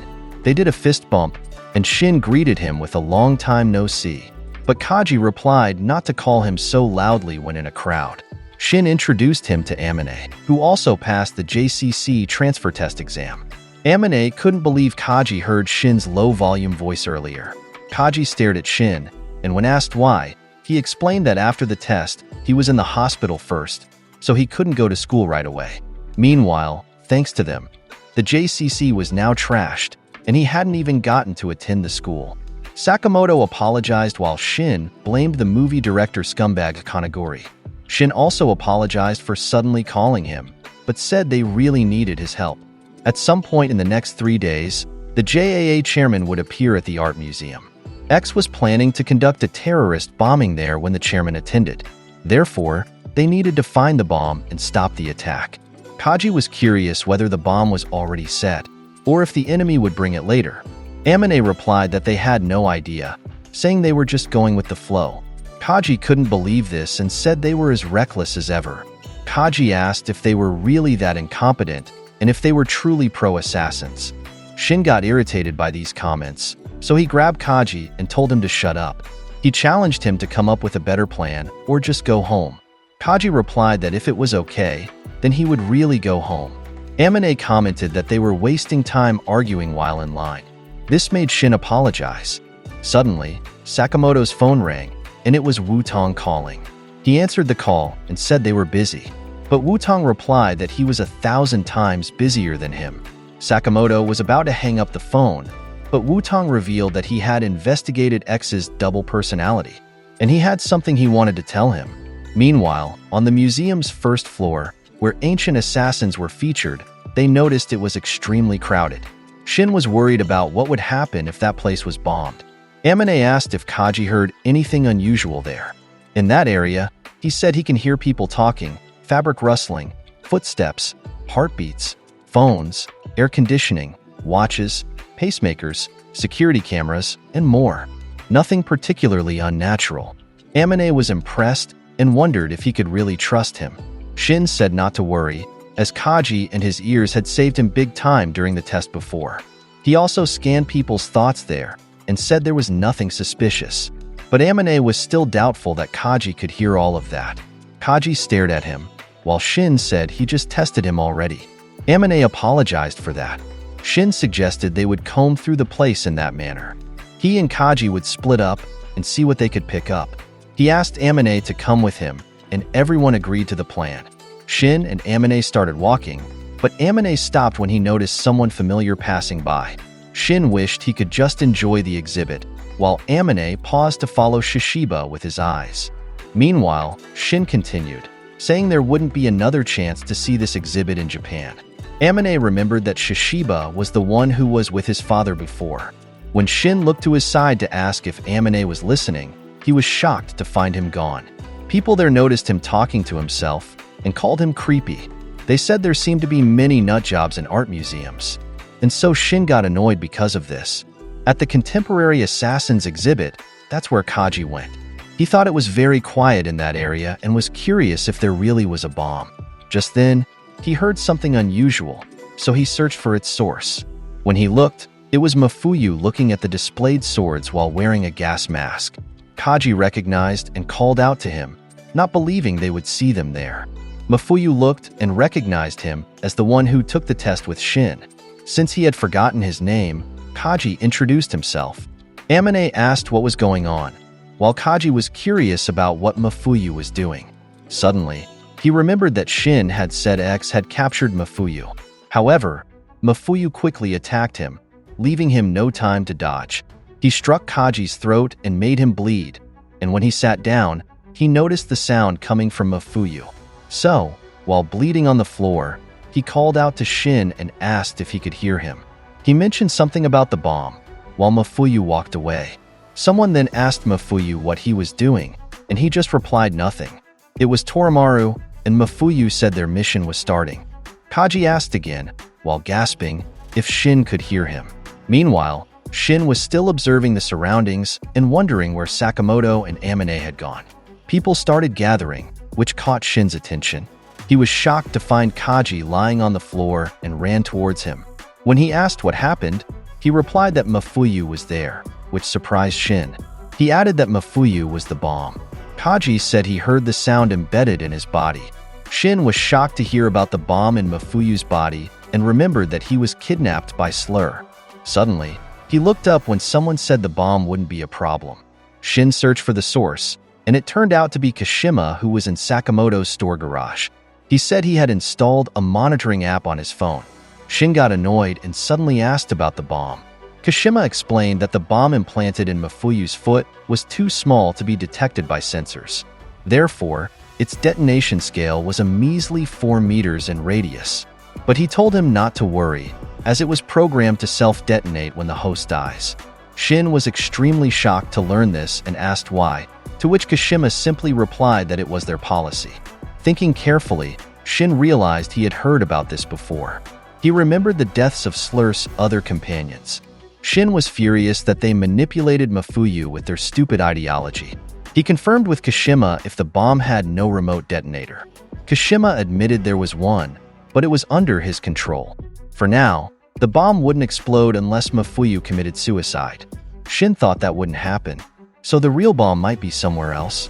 He closed his eyes and concentrated to pick up the thoughts of people around. He believed Mafuyu couldn't have gone far. Within moments, he found him. He was still talking to Torimaru, who was getting annoyed because he wasn't listening. Torimaru suggested they ditch the plan since it was impossible to defeat the order, and they can escape instead. But Mafuyu said he thought she was X's fan. She replied that she wouldn't be a fan of anyone if she's dead. Because of this, Mafuyu said he would continue the plan alone. Torimaru was about to say something, but something caught her attention. It was Shin staring at both of them. He called out to Mafuyu, who had a serious face, and said he was happy he was okay. He invited him to come, saying his brother was worried about him. However, he just replied that he wouldn't leave. He added that he was there of his own volition. Shin couldn't accept this and asked what he was saying. Mafuyu said he had something to do there. Shin told him to stop acting cool because X was just threatening him. However, Mafuyu warned that if he interfered with his plan, he would regret it. Shin didn't expect that, while Torimaru approached and said it was dangerous. She added that he knew who was coming there, but Mafuyu insisted it would be quick. Shin didn't know what his deal was, but he could tell he was serious. Nevertheless, he said if he wouldn't come with him, then he would take him by force. Mafuyu suddenly broke the casing of some knives on exhibit in the museum and took one. Meanwhile, Shin grabbed the stack of papers beside him. He used it as a shield when Mafuyu threw the knife at him. Shin pulled the knife from the papers, while Mafuyu charged at him with another blade. Shin evaded as Mafuyu attacked him non-stop, causing exhibition visitors to wonder. They could hear the sounds of their fight and thought it was artillery background music. As Mafuyu kept on charging forward, unexpectedly, they were thrown into a barrier and broke it. The two fell through to the lower floor inside a large display case. Several people noticed this. Shin was puzzled when he realized they were inside a showcase. A child there was impressed, saying the assassin mannequins looked real. Because of this, Shin thought they couldn't move. However, when they heard the child tell his mother they could make the displays move using that button, the two looked at each other. When the child pressed the button, the bodies of the assassin dolls were split in half, and it was because of Mafuyu. Fortunately, Shin was able to dodge. While the mother and child were very impressed with the show. While observing Mafuyu's fighting style, Shin noticed he was on a whole other level compared to before, both in speed and power. He didn't have the chance to dodge when he kicked him. The impact shattered the showcase wall, and Shin was thrown outside. Upon landing, Shin asked Mafuyu why he sided with X, to which he replied that he hadn't joined him or anything. X just told him that the fastest way to get into the order was to beat one of them. Shin remembered meeting Mafuyu during the test and saying he needed many connections at JCC to get into the order. Shin couldn't believe that was still his motivation. He said if he challenged the order, he would die. He suddenly remembered what Kashima said about the bomb detonating if Mafuyu died. If Mafuyu fought the order, he would surely die in no time. And that was probably their plan. X sent Mafuyu to the museum to die and to set off the bomb right by the order. Finally, he realized their mission. Meanwhile, the chairman's car arrived outside, and Asaki noticed how crowded it was there. Shin's team's mission was to protect Mafuyu from the order. JAA Chairman Asaki arrived at the museum at 1:45 p.m., and due to the crowd, he asked how they could enjoy the exhibition like that. In a flashback, X was speaking with his companions. He anticipated that the order would stay by Asaki's side. Therefore, if Mafuyu and Torimaru were to challenge the order and they were killed by them, the bombs in their bodies would detonate. As a result, the order, including Asaki, would be destroyed. Carolina Reaper admitted that he was puzzled when X recruited those brats. Now, he understood that was the reason behind it. X clarified that this was necessary because they weren't licensed yet. They hadn't even gone to JCC, and they weren't on JA's radar. Thus, the two were perfect pawns for their needs. Komonomi asked what would happen if they died before reaching the order, while Gaku commented that they were weak. However, X replied that this was exactly why he wanted Gaku to train them. Otherwise, the order wouldn't even bother killing them. This task irritated Gaku. Back to the present. While the exhibition attendees remained unbothered, Shin was trying to convince Mafuyu that X was just using him. However, Mafuyu responded that he already knew about this, including the bomb. He added that he didn't care if it exploded after his death. Shin couldn't believe his response. Furthermore, Mafuyu said he came there to defeat an order member. Therefore, he told Shin to stop getting in his way. Shin was curious about why he was so fixated on the order, but Mafuyu just replied that it was none of his business. In frustration, Shin grabbed him and said it was his business. He asked if Mafuyu knew how many people could die if he supported X. Nevertheless, Mafuyu still didn't care. Shin was in disbelief, and then he seemed to notice Natsuki there. He asked if that was Seiba, but again, Mafuyu just insisted it was none of his business. Suddenly, both Shin and Mafuyu were pulled away by exhibition guards. They ordered them not to move. The guards had confirmed that they were the ones fighting in the museum, so now that they caught them, they would escort them to the exit. Mafuyu found an opportunity and decided to kick Shin in the stomach, who was being held upright by a guard. Nevertheless, Mafuyu agilely jumped and escaped, even kneeing one guard in the process. He stepped on Shin's head to jump and run away. Shin was furious and threatened to kill him. However, four guards tackled him, preventing him from pursuing Mafuyu. Shin tried forcing the guards off him and was compelled to use his glove. In the next scene, Asaki had entered the museum and was delighted with the exhibits there. He said that truly, a great assassin is also a great artist. The staff was pleased that he liked it and mentioned that if he returned after the exhibition, they would happily give him a private tour. He didn't like his time constrained. Asaki replied that he preferred to go wherever and whenever he wanted freely. The staff understood that his personal collection contained tens of thousands of items. So he asked what genre he focused on. Asaki had difficulty answering because he couldn't really remember what he collected. The staff was surprised by this. Asaki added that he enjoyed the added value of brand name items. Appreciating and valuing garbage like that, he said, gives sense of human history achievements, and culture. That was something animals couldn't replicate. The staff just laughed at this, clearly uncomfortable. Suddenly, Asaki took a displayed piece and asked his companions if that art would look good in his office bathroom. Nagumo and Shishiba seemed embarrassed by this.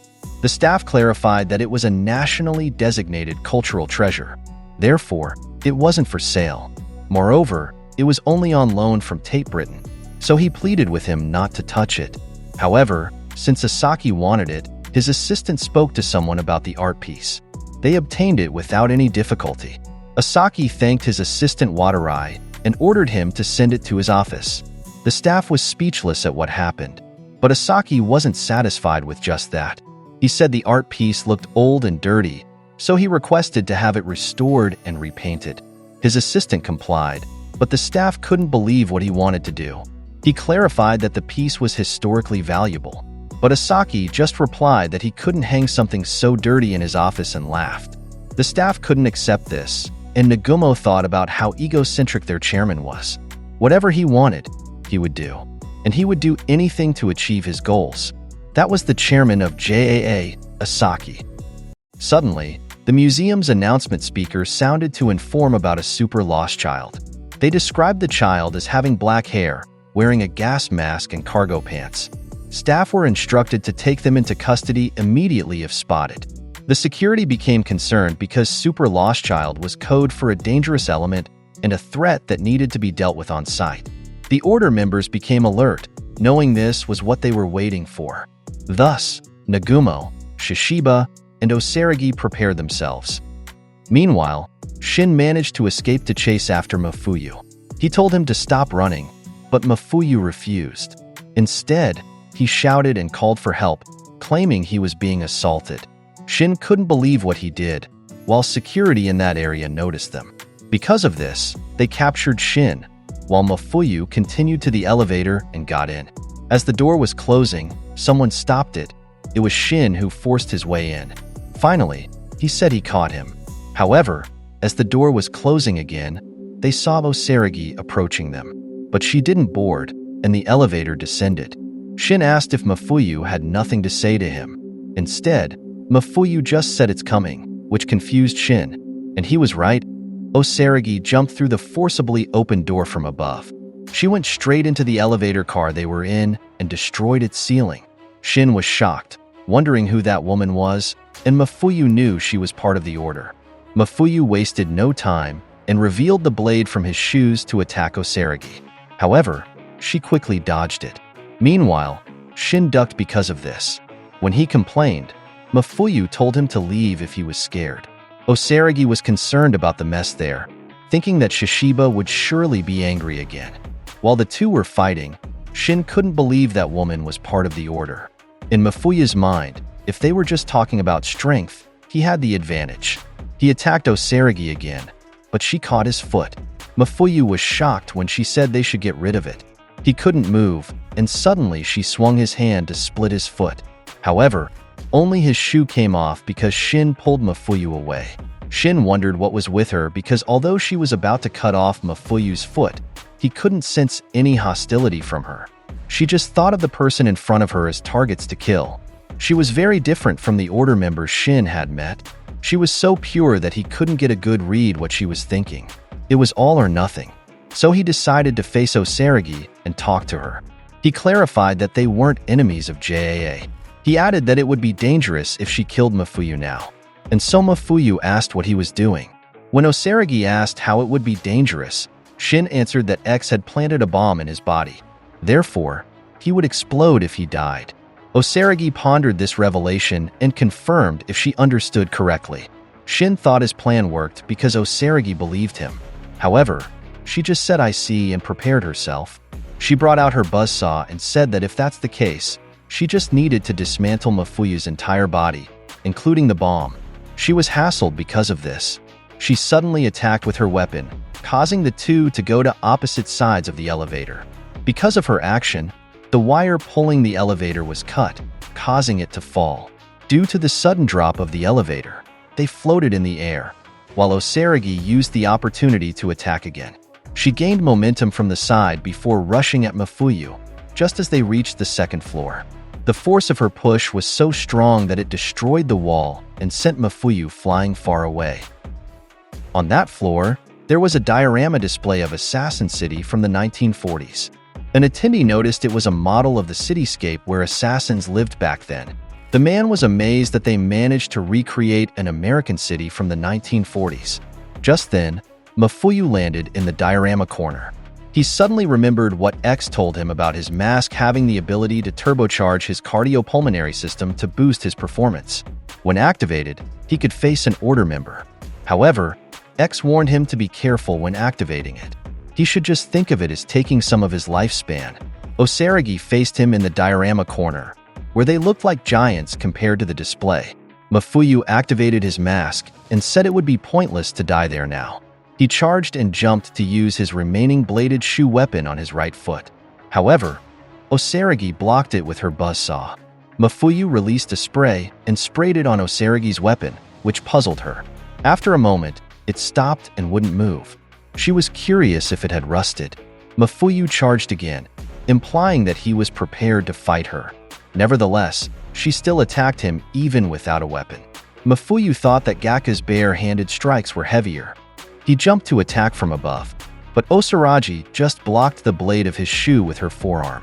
But using his left foot, he kicked Osaragi, causing her to hit the building diorama on the side. Mafuyu was confident he could defeat her. However, Osaragi just punched through the building's glass window to strike Mafuyu in the face. The force was so strong that Mafuyu was thrown back again and was bleeding.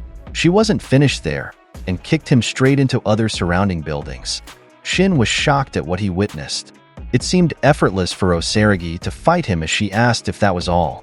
Meanwhile, the clearly injured Mafuyu apologized to his big brother. In a throwback to when they were children, Mafuyu thought about how boring their daily life was. Their father was determined to turn them into first-rate assassins, and he was completely consumed by that desire. The mountain where they trained was scary and extremely dirty. In truth, Mafuyu didn't want to be an assassin. He was just sitting by a tree when his brother called him. He told Mafuyu that he shouldn't wander around there. In Mafuyu's mind, he thought his stupid brother was late again. Mafuyu showed his injured hand and said that if he held a knife, it would get germs. So he was done. Natsuki then handed him a pair of shoes. When Mafuyu put them on, he wondered why they were so heavy. His brother told him to pull the pin in the heel, and when he did, a blade came out. Mafuyu's eyes sparkled in amazement. He tried using it, while his brother told him that now, his hands wouldn't get dirty. He was overjoyed about this. When Mafuyu asked when he made it, his brother answered that he did it in his free time. Natsuki was puzzled when his brother asked if he had any other weapons. The next day, their father called them both and told them they had outdoor training again that night, ordering them to go to the mountain. The two ran eagerly, which surprised their father. While outside, Mafuyu asked what his brother had brought. His brother proudly showed one of his creations that he took from his bag. He called it the Freezy Bomb. He said it could freeze beasts at minus 250 degrees Celsius. Mafuyu was thoroughly impressed. From then on, every night, they pretended to be training. But in truth, they were just trying out the latest weapons that Natsuki had made. Because of this, the once scary mountains became their playground. His brother always had cool and innovative weapons, and he really loved his brother's inventions. When Mafuyu asked what his next project was, he replied that it might be an invisibility suit. He wanted to become invisible so he could leave that place. He wanted to become a professional weapons maker. Mafuyu knew Natsuki could do it. However, he realized that he himself had no goals or aspirations. Because of this, he became afraid of being left behind and became extremely angry at his brother. So he walked out, saying his brother could do whatever he wanted. Natsuki pondered about this. As Mafuyu walked out, he thought about how happy they had been, but he hadn't expected when his brother mentioned wanting to leave. Because of this, he thought his brother didn't care about him. After that, they rarely played in the mountains. However, one day, their father found those weapons in the mountains and confronted them. He said he found them in the training area and asked if they were theirs. He figured out they were lying when they said they were training. The truth was, they were just playing there and making all sorts of garbage. Mafuyu was shocked that their father called them garbage. Natsuki responded, saying he made them and played with them alone. Their father suddenly struck him and called him an idiot. He couldn't believe that he still hadn't given up this nonsense about becoming a weapons maker. Angrily, he said he didn't raise him to make things for others to use. He should be the one using them. He walked out in extreme anger, wondering where he went wrong. That evening, when Mafuyu was about to use the bathroom, he overheard their parents' conversation. Their father said Natsuki was hopeless. He was talented but unmotivated. Therefore, he was a blot on the Seiba family tree. He added that it was top secret, but he heard JAA had a facility to train children to become order members. His wife responded that the orphanage was just a facade and there were many dark rumors about it. But he said he wanted to take Mafuyu there. His wife couldn't believe it and told him not to joke like that. She said too many had died there and it wasn't being reported, but her husband silenced her. He said he needed to show the men who looked down on him that their family could serve the order. His wife replied that their children weren't just tools. Natsuki then approached them and called out to his father. He said that after graduating from JCC, he would go to that facility. His mother couldn't believe it, while his father asked if he was serious. He promised to do everything to get into the order, so he pleaded not to send his younger brother there. Mafuyu overheard this conversation, so when he lay in his bed, he thought his brother was going there to save him. He wondered if that was okay, and looked at the shoes his brother had given him. He cried thinking it wasn't okay, because he knew his brother's dream was to become a professional weapons maker. Therefore, he tried to remember the mentioned facility that his brother would go to after graduating from JCC. But if he said he would go instead, his brother wouldn't listen, plus they were fighting. One needed to be 13 to enter JCC and graduate from there. So that was about 8 years from that time.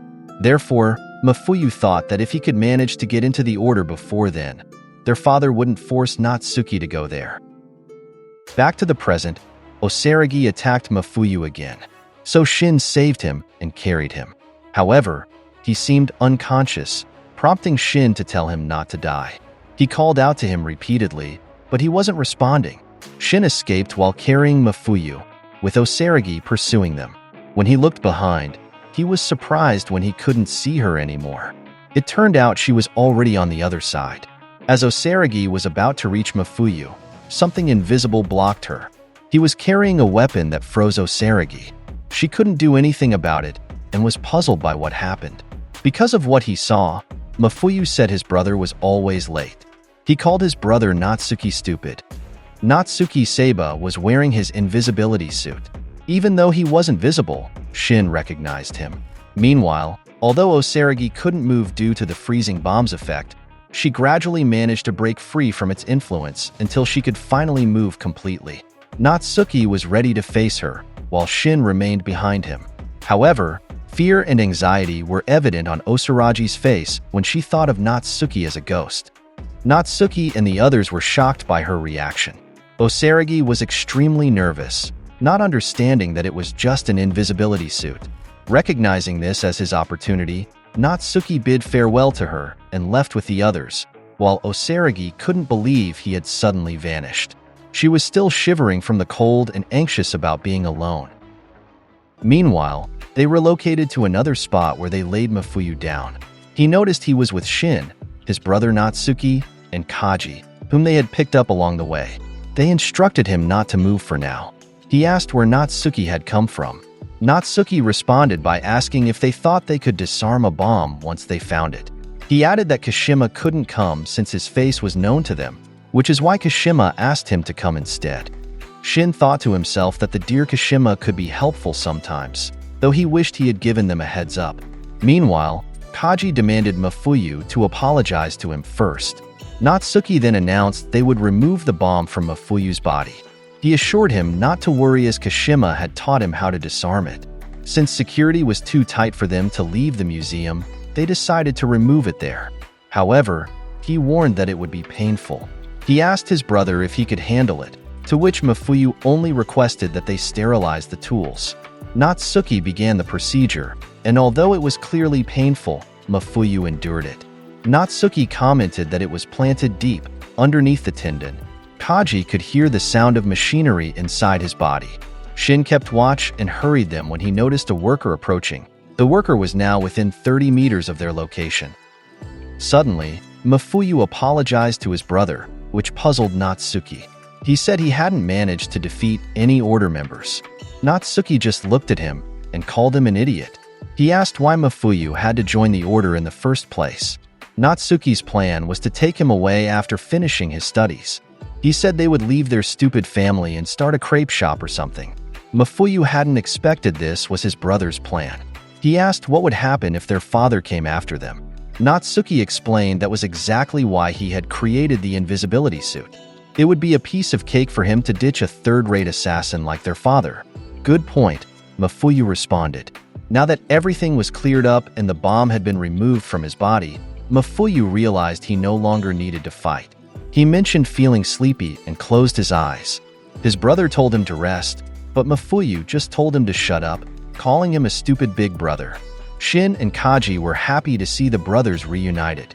However, when they set down the small bomb that had been removed from Mafuyu's body, Kaji noticed something about it. Shifting to where X was, Carolina Reaper asked if the bomb they planted in the boy would work. If he died without even getting close to the order, then it would have been pointless.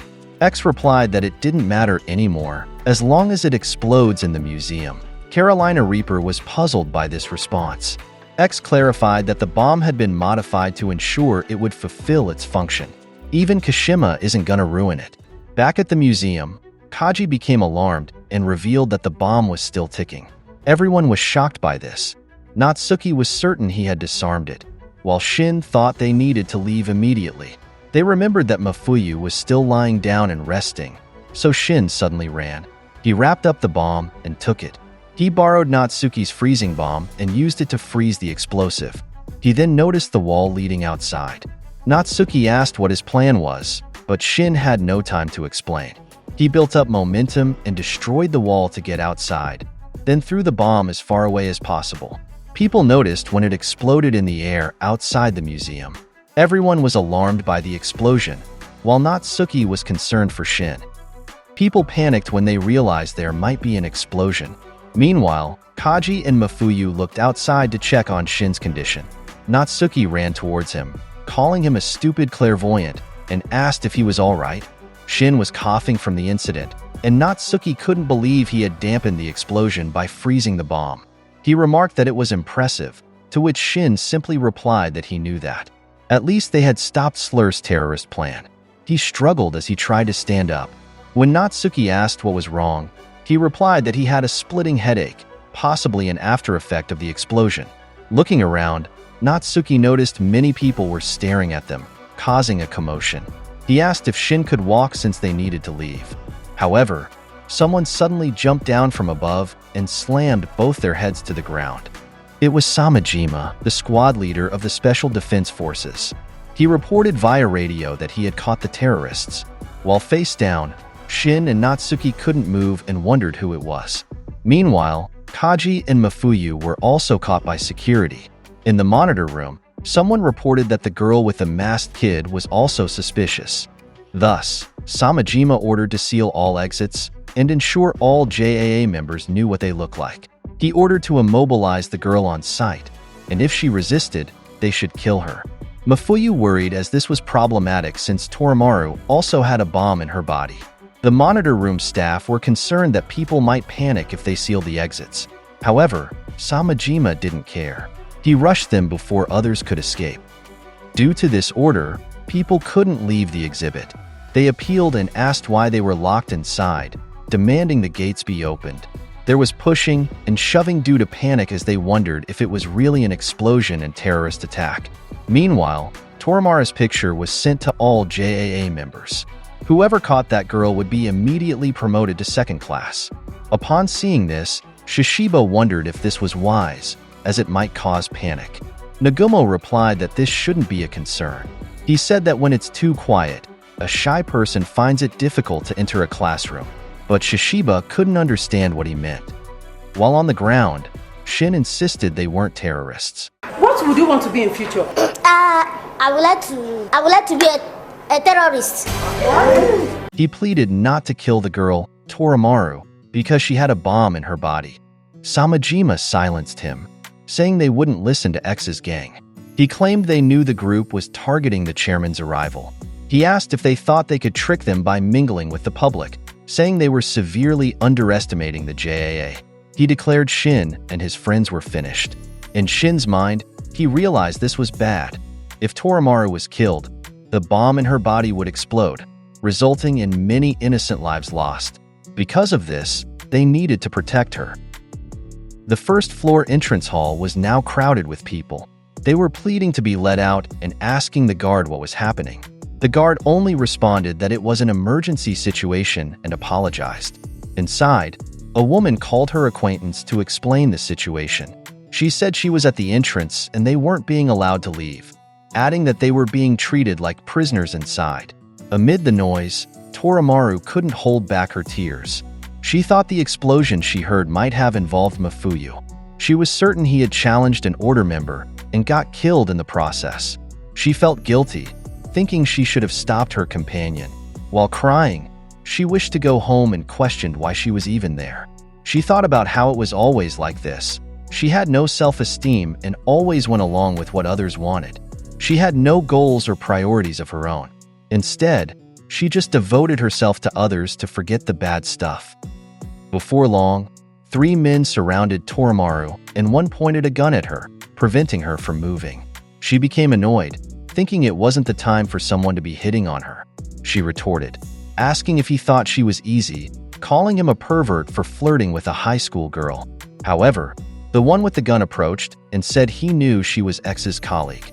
He warned that she'd be dead if she moved, which alarmed Torimaru. She recognized them as JAA members and realized they had finally discovered their plan. She broke into a nervous sweat, thinking she was dead. She wondered what they should do, asking her Master X. Suddenly, one of their companions collapsed to the ground. Torimaru was crying, and the other men surrounding her were shocked. The gunman couldn't understand what happened, and his colleague replied that the person had suddenly collapsed. Meanwhile, Sakamoto was behind them. He asked if he was sleeping. Sakamoto then disassembled the gun so quickly that when the man noticed, he was stunned. Sakamoto then got the chance to put him to sleep by pressing his neck. With that one down too, the remaining man was bewildered by how fast everything happened. Someone on the radio asked about the status of the second-floor entrance. Torimaru thought there was someone there. It was Sakamoto. The man was about to report, but Sakamoto suddenly attacked him from behind, which Torimaru witnessed. The man fell, and Sakamoto quickly grabbed his radio to report that everything was all good at the entrance. Torimaru was surprised to see Sakamoto there, while he remarked that things had suddenly become heated. Torimaru still couldn't believe it, while Sakamoto remembered her from the JCC test. He shuddered when he recalled she was his fan. Torimaru fell to her knees, and Sakamoto asked why those people were attacking her. "Good question," Torimaru replied. She said she didn't know why they were fighting. Crying, she said she didn't know what Master X wanted. Sakamoto was surprised when she mentioned X's name.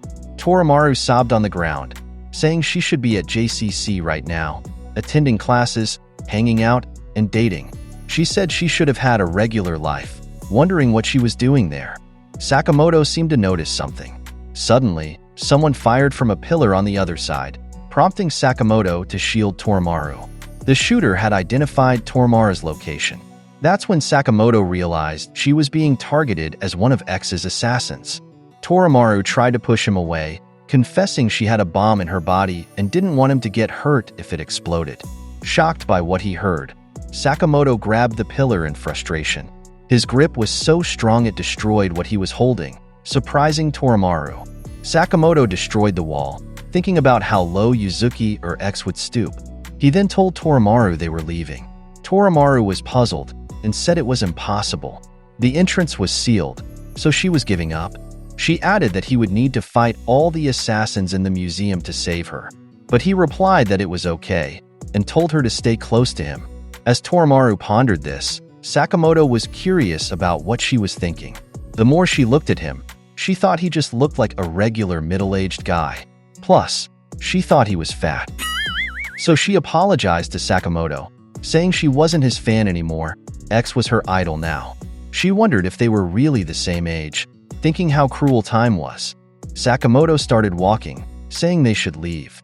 He mentioned that she stood out too much there, but in Torimaru's mind, he was the one who stood out more. Sakamoto and Torimaru ran and were spotted by security. Upon seeing Torimaru, he wondered what that fatso was doing with her. They were ordered to draw the girl deeper into the museum, saying they knew who was waiting there. Meanwhile, Sakamoto and Torimaru headed to the museum shop to buy t-shirts. Sakamoto said her uniform stood out too much, so he had her wear an Assassin of the Century exhibition shirt. Torimaru thought to herself that they had matching outfits. Someone noticed them and assumed they were wearing father-daughter outfits. Torimaru became embarrassed and denied that he was her father. The 2 t-shirts and origami packs Sakamoto bought cost 7,552 yen. When he took out his wallet to pay, Torimaru noticed it was childish and totally uncool. She thought he was ruining her memories of him. Again, she remembered the first time she met Sakamoto. She was curious if he remembered meeting her back then. She thought he was so handsome then, but now he was different. She thanked Sakamoto and told him not to mind her anymore. She said she would just die as Master X's fan. He replied that now that he was thinking about it, dying for your idol was the best way to go. The cashier then asked if they wanted a bag. Suddenly, Sakamoto told Torimaru to get back. He had noticed the cashier was also an assassin who had hidden a gun in the paper bag. The cashier fired, but Sakamoto dodged quickly, surprising Torimaru. Sakamoto grabbed a sword keychain from the display and used it as a weapon, stabbing the opponent's wrist. This made him drop the gun, which Sakamoto retrieved.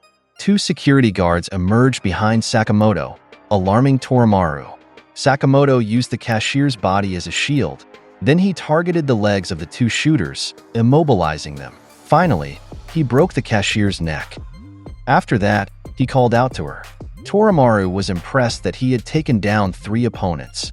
They went straight to Japan's historic assassin area, where one of the displays moved. When the cover was removed, an assassin with a chain weapon emerged.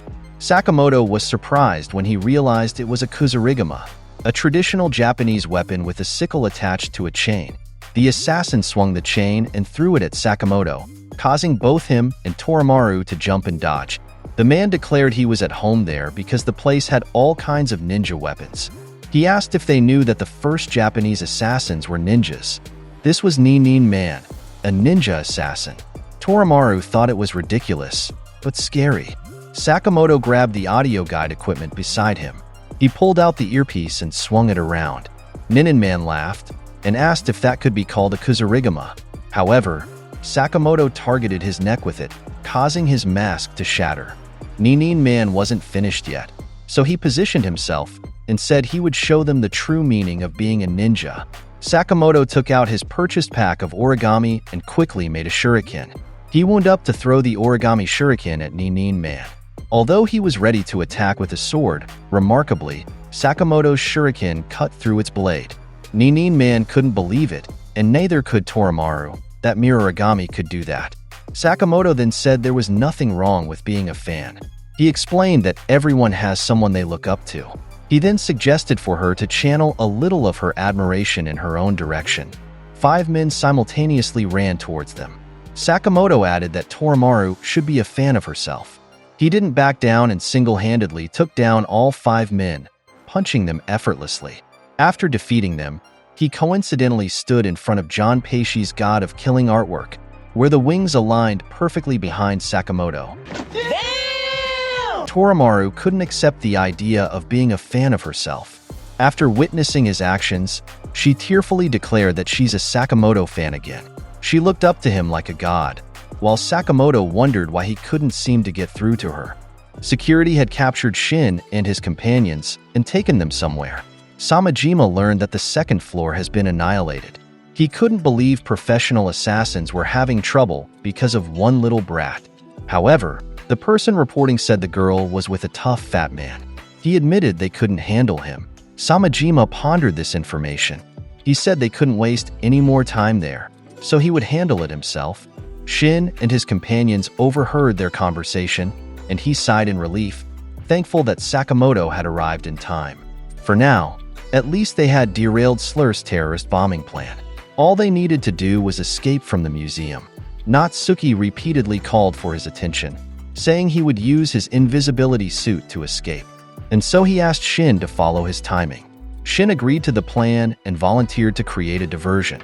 However, Natsuki said he had already told him this several times in his mind. He asked if Shin hadn't heard it. That's when Shin suddenly realized something weird is happening to him. Meanwhile, where JA Chairman Asaki was, he asked what all the commotion was about. Someone answered that there had been an assassination attempt and the intruders were hiding in the museum. He was annoyed because he had been enjoying the exhibition. Because of the incident, he said he needed to go home. The staff were surprised since they were about to go to the main exhibit. Asaki walked away, saying they were all the same anyway. Besides, he was tired. In Shishiba's mind, he thought the chairman just did whatever he wanted. Suddenly, someone called the chairman, which puzzled Nagumo and Shishiba. He introduced himself as Ario Muto, a JA executive. He explained that all exits had been sealed off to catch the intruders, so he asked the chairman to look at the exhibition a bit longer. However, the chairman refused, saying he was done. He ordered them to open the door for him. Muto nervously said that opening the door would cause public panic. Nevertheless, the chairman said that wasn't his concern. He would leave when he wanted to, so he demanded they open the door. Muto was sweating and couldn't believe him. He recalled his conversation with Slur, who had told him his job was to keep the chairman in the museum for as long as possible. When he had asked how long, Slur had simply replied, "Until the signal." Muto was anxious because if he failed his task, X would surely kill him. So back in the present, he pleaded with the chairman again, but still got refused. Nagumo noticed his persistence and approached to suggest the special collection. Muto wondered what he meant. Nagumo explained that museums usually have special collections not on display, artworks kept in dedicated storage spaces. He said these areas were built to withstand any kind of disaster, so they would surely be safe from enemy attacks. Additionally, the chairman would get to see rare collections of items not viewable to others. The chairman became interested and said he could kill a bit of time there. The staff was delighted and said he would escort him there immediately. Muto breathed a sigh of relief, thinking X wouldn't kill him now. But Nagumo noticed this and approached him. He asked if Muto was X's spy. Muto became nervous and started sweating at this question. Nagumo added that it was too convenient for their enemy to try to detain the chairman in the museum. But he told him not to worry, saying he wouldn't kill him right away. He explained that having the chairman there would also work for him as bait. Muto pondered Nagumo's words about using the chairman as bait. He wondered who Nagumo really was. Nagumo remarked that he knew they would come there. Just then, Torimaru and Sakamoto stopped when they heard a noise. So did Samajima and Shin. It was because a helicopter had arrived. People outside were surprised when they noticed it, thinking it was a TV helicopter, so they waved. However, they noticed someone falling from it. It was Haruma and Kuminomi. Gaku was with them too, jumping from the helicopter. Haruma then took out his shot-put ball, and while floating in the air, he threw it with tremendous force toward the helicopter they had just used. As a result, it was destroyed and exploded. Kuminomi used what appeared to be a robotic hand and its electromagnetic ability to gather the helicopter's destroyed parts. She assembled them together and pulled, then struck a part of the museum. This created a hole that they used as an opening to get inside. Samajima happened to be in that area. Seeing the increasing number of enemies, he ordered everyone to shoot them down. Kuminomi said she would go ahead and reminded Gaku not to get lost. When he asked if Gaku had a map, Gaku replied that he wasn't a child anymore. He asked if she couldn't wait a few seconds. Numerous personnel ran toward them. However, Gaku effortlessly and cleanly split their bodies using his mace weapon in one go. Samajima couldn't believe it. Yet, he was Gaku's next target. From behind him, Gaku managed to crush his head using just his right hand. Gaku was in serious mode now. He looked back when he noticed someone approaching him. It was Nagumo, who said he wasn't a fan of juvenile delinquents. Outside, someone reported about a major explosion at the Okutabi Art Museum. It was reportedly caused by a helicopter crash, with the number of casualties still undetermined. The reporter added that the museum doors had been sealed since 2 p.m. according to authorities. Shin was troubled by the sound he heard, as was Sakamoto, who who seemed to know who was behind it. The JAA personnel inside continuously fired their guns to fight X's group. However, Komonomi simply used her ability to magnetize the ceiling pipes and impale them through their bodies. She effortlessly took down the security. Meanwhile, Haruma turned one personnel's head into a ball when he kicked it, using it to knock down the others behind him with just one kick. Haruma smiled at his move. Carolina Reaper was also with them, who, after winding up, breathed raging fire at the JA guards. The witnesses couldn't believe what they saw. They called them monsters. Haruma then said that according to Muto, the chairman was in the special collection area. Komonomi figured out it was underground, saying she hoped Gaku wouldn't get lost. Meanwhile, Carolina Reaper drank water because he had burned his mouth. Suddenly, a hand emerged from the wall, grabbing Haruma's neck. The grip was so strong it broke through the wall and pulled him to the other side. It was Shishiba, holding a hammer he was about to smash into Haruma's head. But Komonomi used her electromagnet ability to take it from Shishiba. Though she managed to pull it away, Shishiba just smiled as if he had planned this. While on the ground, Haruma warned that it was fake. However, it was too late before she noticed that the hammer was actually a bomb. It made a sound and suddenly exploded. Shishiba remarked that this was what she get for pulling whatever she saw, calling her a moron. He said the simplest weapons were the best. Haruma suddenly grabbed Shishiba by the collar and threw him aside with tremendous force. Shishiba thought to himself that this Hulk was as strong as Hyo. He told Haruma to keep his dirty mitts off him, saying he didn't wear cheap clothes like him. Haruma asked where his manners were, saying shouldn't they start a proper death match with a greeting. Meanwhile, Komonomi commented that the order was really a gang of bullies. Switching to Nagumo, he asked Gaku if X wasn't there. Gaku seemed disappointed that he wouldn't get to fight the old man he wanted to face. So Nagumo told him not to act disappointed as it was rude. And since they weren't targeting each other, he suggested they pretend they hadn't seen each other there. Gaku agreed to the plan and Nagumo said goodbye. However, they suddenly attacked each other. Nagumo called Gaku a liar, and Gaku returned the accusation. He pressed something on his weapon and used it to strike Nagumo with his powerful laser cannon. Nagumo had to dodge quickly, but in an instant, Gaku vanished from his sight, swiftly moving behind him to strike with his mace. As a result, Nagumo was thrown to another part of the museum. The wall was destroyed from the impact, while people were still looking at the exhibition. After that move, Gaku prepared again, but he hadn't expected Nagumo's thrown blade which hit his shoulder. Nagumo then asked who was tougher, him or X. But Gaku ignored him and just jumped to attack Nagumo again. While fighting, he assessed Nagumo. He noticed that Nagumo wasn't as powerful as him, but when it came to speed, they were neck and neck, so he knew he needed to stay alert. Nagumo switched weapons, and Gaku noticed he had shifted to a higher gear. He attacked Gaku continuously, and Gaku can still see his moves because his attacks were visible. But suddenly, Nagumo threw a die, and Gaku followed it with his eyes. It was too late when he realized his mistake in focusing on it. He had been slashed across his body by Nagumo, causing his blood to splatter around the room. Nagumo caught the die and asked Gaku if he had seen anything.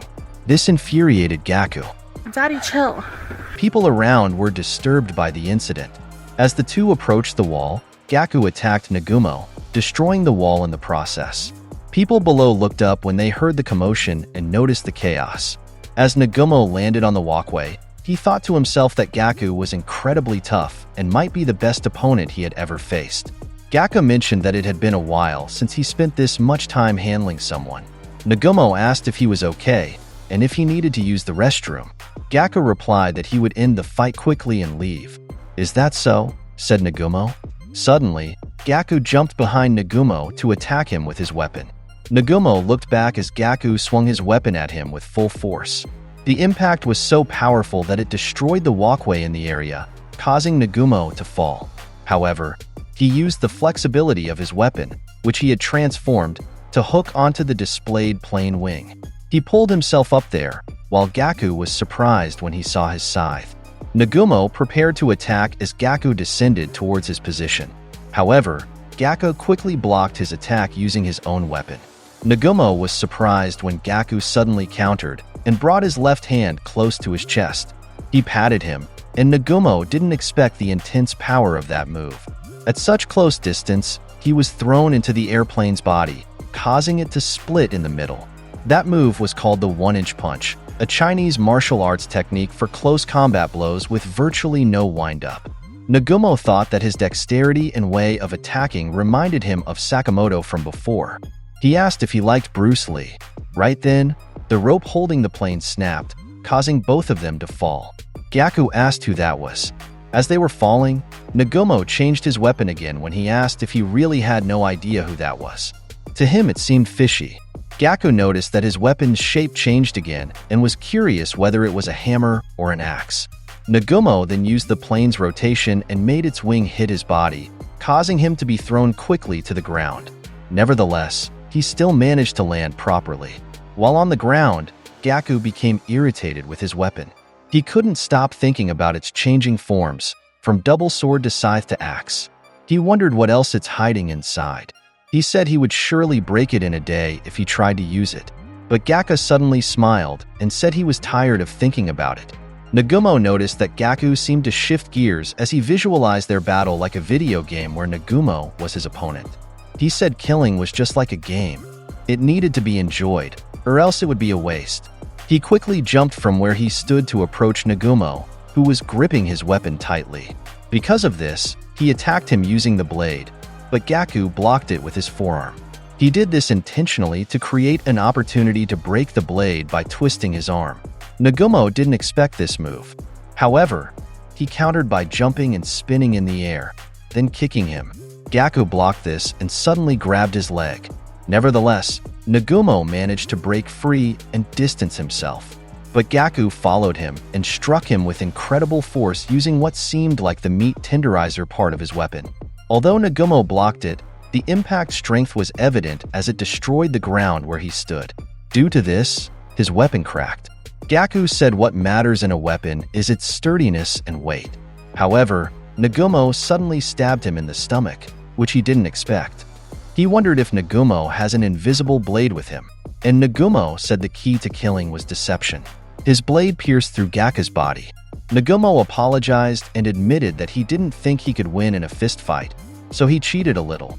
The only problem, he said, was that it only works once since it gets soiled in blood. Gaku thought about that weapon again. He wondered if it was transparent glass or ceramic, but now that he had seen it, he realized it wasn't really invisible. Nagumo had just distracted him using flashy transformation tricks earlier. Thus, he realized what a tricky opponent he was. Due to the hit, blood gushed from his body, causing him to sit down. Nagumo said he wouldn't last long if he didn't treat that wound immediately, but Gaku replied that he was fine. In his mind, he thought that the old man with the katana wasn't the only one worth fighting. Nagumo remarked that he didn't seem like the type to give up. True enough, Gaku was even more fired up when there was a time limit. In his mind, they were now in a killing speedrun of the game, and he chose to continue the fight. He didn't hold back when he attacked Nagumo again. Though injured, he still managed to send Nagumo flying into a car with full force. The impact was clearly intense for Nagumo. Gaku approached him again, entering the back of the car from above, and while in the front seat, Nagumo used the seat as a shield while repeatedly stabbing and hitting Gaku with his blade. Because of this, Gaku countered with his mace. He utilized its powerful laser cannon capability again to push the car forward much like a nitro booster. It went straight to the edge, causing the car and both of them to fall. And while in the air, Gaku didn't stop attacking him. However, when Nagumo used his weapon to shield his body, Gaku managed to completely destroy it. Nagumo seemed powerless against Gaku's overwhelming strength. He fired his laser cannon again. Nagumo had no choice but to use his backup sword when he fell and landed on the ground. Below, the two didn't stop attacking each other. It was clear that nothing could stop them now. But let's shift to the museum's second-floor lobby.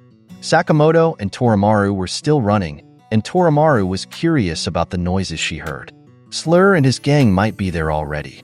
She wondered what to do because it would be awkward. Looking around, Sakamoto was puzzled that there were no more JAA members there. Just then, someone called him. It was Shin. He was glad that he was okay, while Sakamoto apologized for being late. When he asked where Amane was, Shin replied that they got separated. He asked him to explain what was happening. According to Shin, it seemed Slur and his gang had infiltrated the exhibit by helicopter. The Mafuyu bombing attempt was just a diversion, and because the enemies were on site, Sakamoto realized that JAA's priority was to eliminate them. There was a lot of potential for collateral damage. So, Shin ordered Natsuki to open the entrances and evacuate the bystanders, including Mafuyu. Mafuyu said they should come too, but Sakamoto insisted they would hold back the enemy until everyone was out. They agreed to the plan but told them not to be too crazy, and so Shin and Sakamoto ran. According to Mafuyu, the group had 5 senior leaders including X, and they were all experienced fighters. However, Sakamoto was confident that the order members had already taken some down. He knew their capabilities. It would take a lot for them to lose in a battle. Shin agreed, plus Sakamoto was there. Suddenly, he stopped, and when Shin asked what happened, they saw Nagumo bleeding on the ground with blades pierced through his body. He seemed lifeless, causing them to be stunned.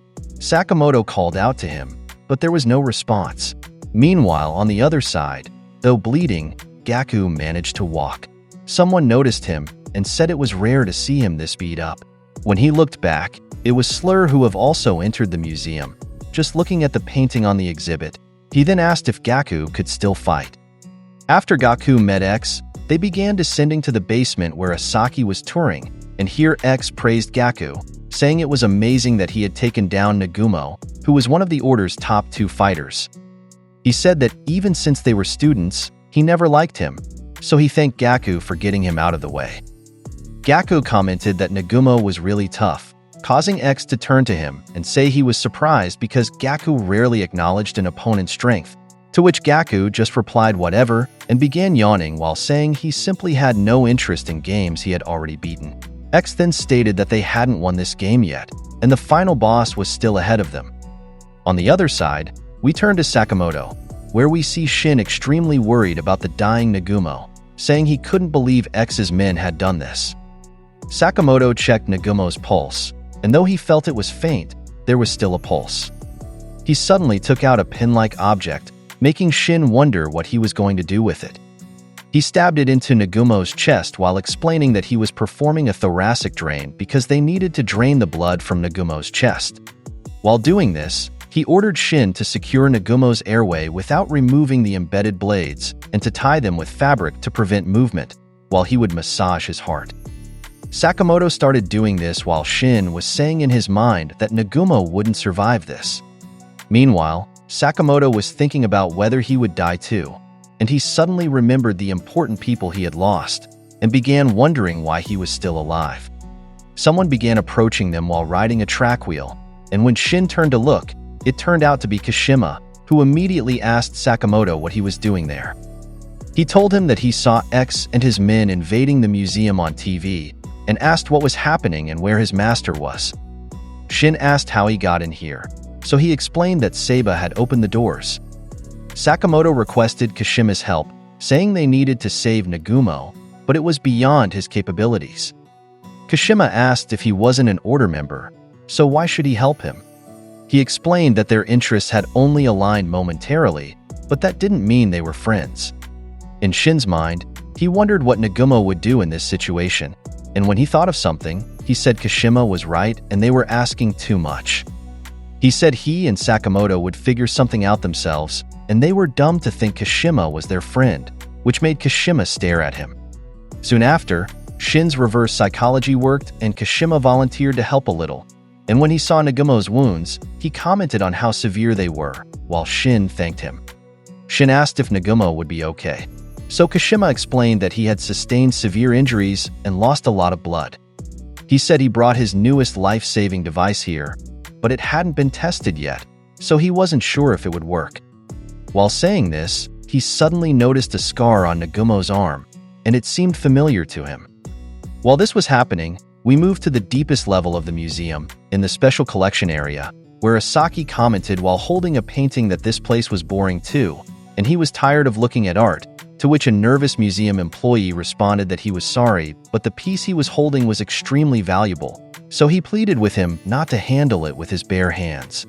Behind them, Muto wondered in his mind why X and his companions were taking so long.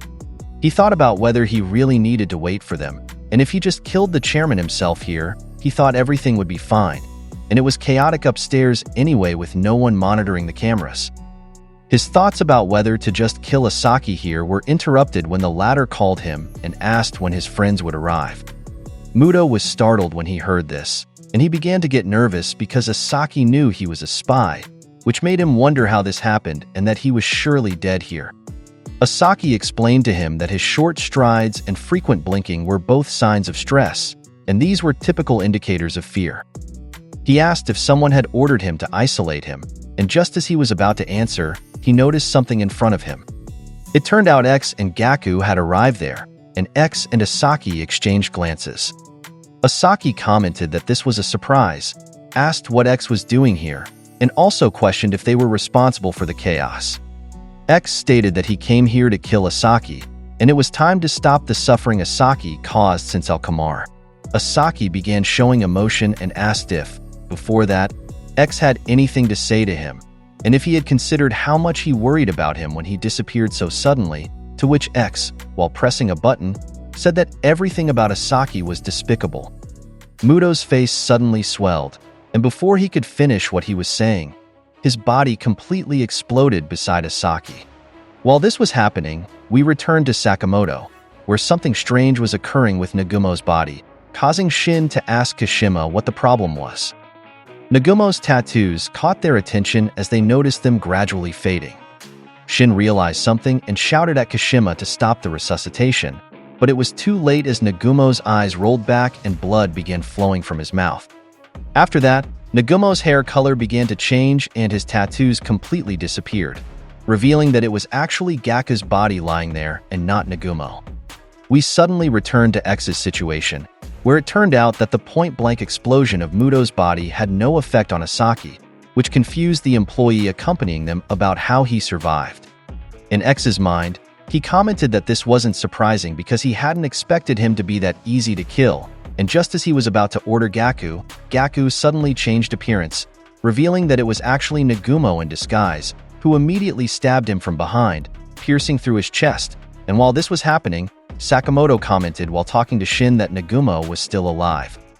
In the next scene, we were shown a mini-map of the museum and the locations of the participants in this battle. The whereabouts of Amane and Osaraji were unknown. Carolina Reaper was heading down to the second floor where Shishiba was fighting Kumanomi and Haruma. Sakamoto, Shin, Kashima, and the unconscious Gaku were on the first floor, while Nagumo, X, and Asaki were in basement 4. After that, we returned to the present where after Nagumo stabbed X in the back, he immediately pulled out the blade, while Asaki just observed the events. X asked Nagumo where Gaku was, so he answered that he had taken his life. X began losing balance due to his wound, while asking Nagumo how could he do that to his friend. In Nagumo's mind, he wondered what was happening because he had stabbed X directly in the heart, so why wasn't he dead yet? While this was happening, we shifted back to Sakamoto as they stared at Gaku's body. Sakamoto explained to Shin that this was one of X's associates, while Shin said it seemed Nagumo had faked his own death. He irritably called out to Kashima and asked if he had figured out that it wasn't Nagumo he was treating earlier, so Sakamoto tried to calm him down.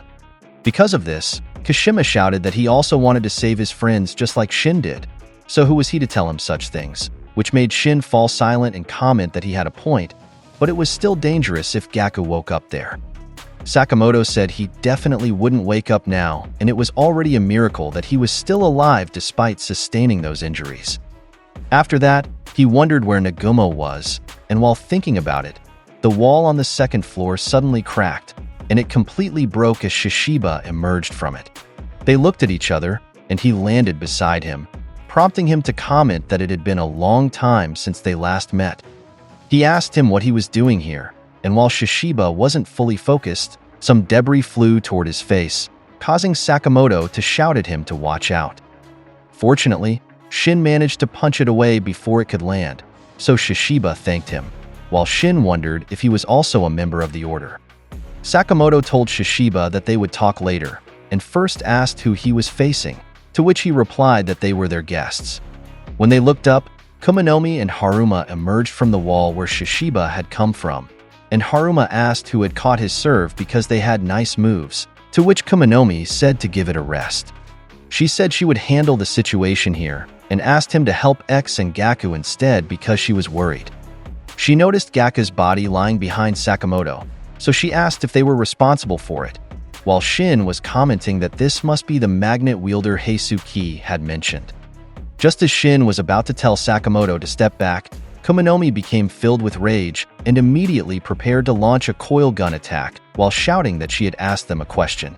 She sent a bolt towards Sakamoto and Shin using strong magnetic force, but fortunately, Shishiba managed to stop it with his hammer. However, his hammer cracked because of it, which annoyed Shishiba. In an instant, Kumanomi suddenly appeared beside Gaku, surprising Shin, and she began crying while saying that if she had been there, this wouldn't have happened to Gaku, and she tried to comfort him by saying it was okay and they would go home later to play his favorite game.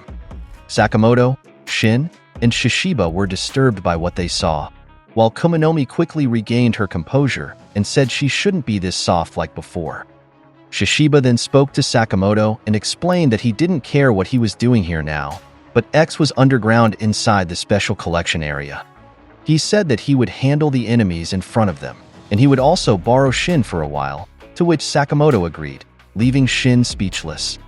After that, Sakamoto ran towards the basement, while Shishiba asked Shin what his name was and how many years of experience he had as an assassin, so Shin answered and introduced himself. He explained that he had been a JAA subcontractor for 7 years.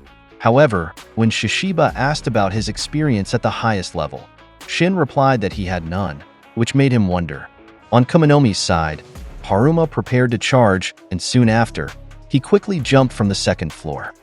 Shishiba tried to intercept him as he fell, but at the moment his feet landed, he easily jumped again, surprising Shishiba. While in the air, Haruma brought out a retractable javelin, and he tried to target the running Sakamoto while saying he couldn't leave. However, Sakamoto just continued running, making Shishiba wonder where he was looking. He tried to call out to Sakamoto, but it was too late as Haruma had already thrown the javelin towards him. Unexpectedly, Shin easily caught and destroyed the javelin before it could reach Sakamoto, and it turned out that the reason Sakamoto didn't need to look back was because he had great trust in Shin. This caught Shishiba's attention, and Shin seriously said that Haruma would never reach Sakamoto, while Haruma commented on where Shin's manners were and if this was how he greeted his elders.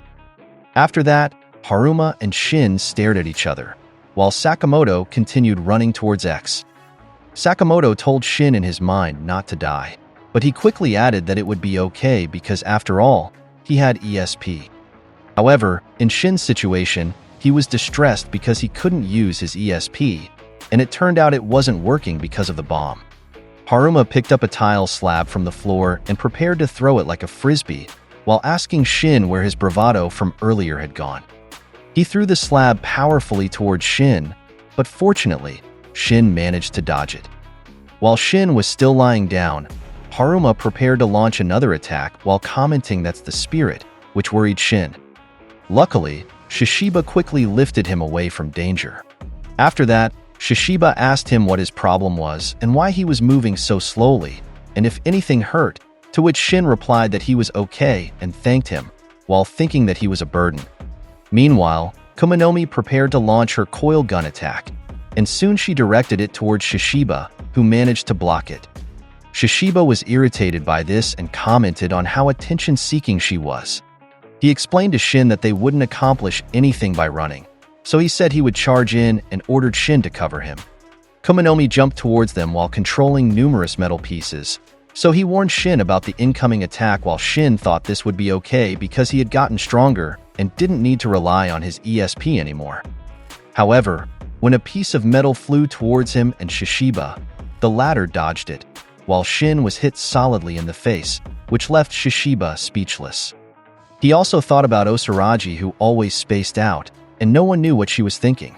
He said she was always hungry, rude, and at first, He was annoyed that he had to work with her, but in reality, she was extremely capable. He also wondered where she was, and it turned out she was hiding in the bathroom because she had seen a ghost earlier. After that, we returned to the battle and Haruma prepared to launch another attack at Shin while saying they should take it up a notch.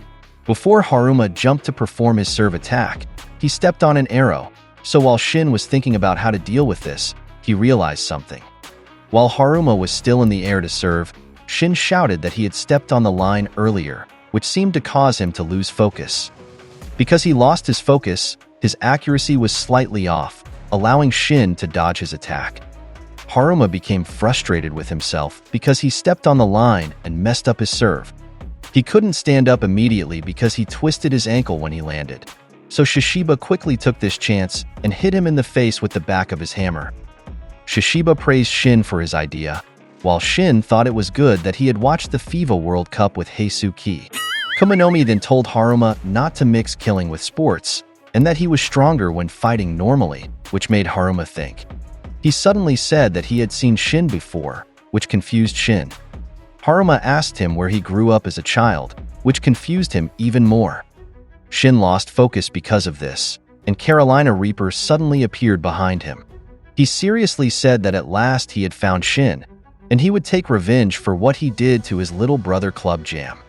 His mouth began to flame up, and soon he launched a fire breath attack at Shin that engulfed their surroundings, causing Shin to be thrown back.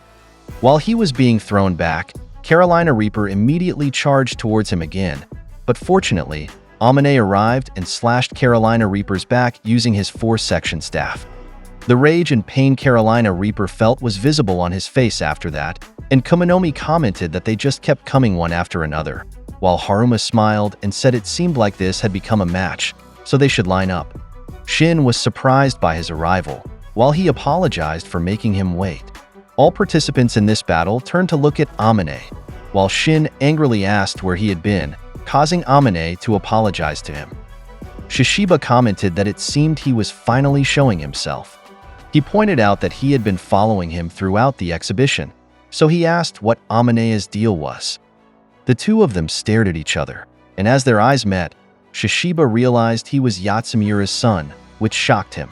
Because of his reaction, Shin asked if the two of them knew each other, but he didn't answer and just asked Amane what he was doing there.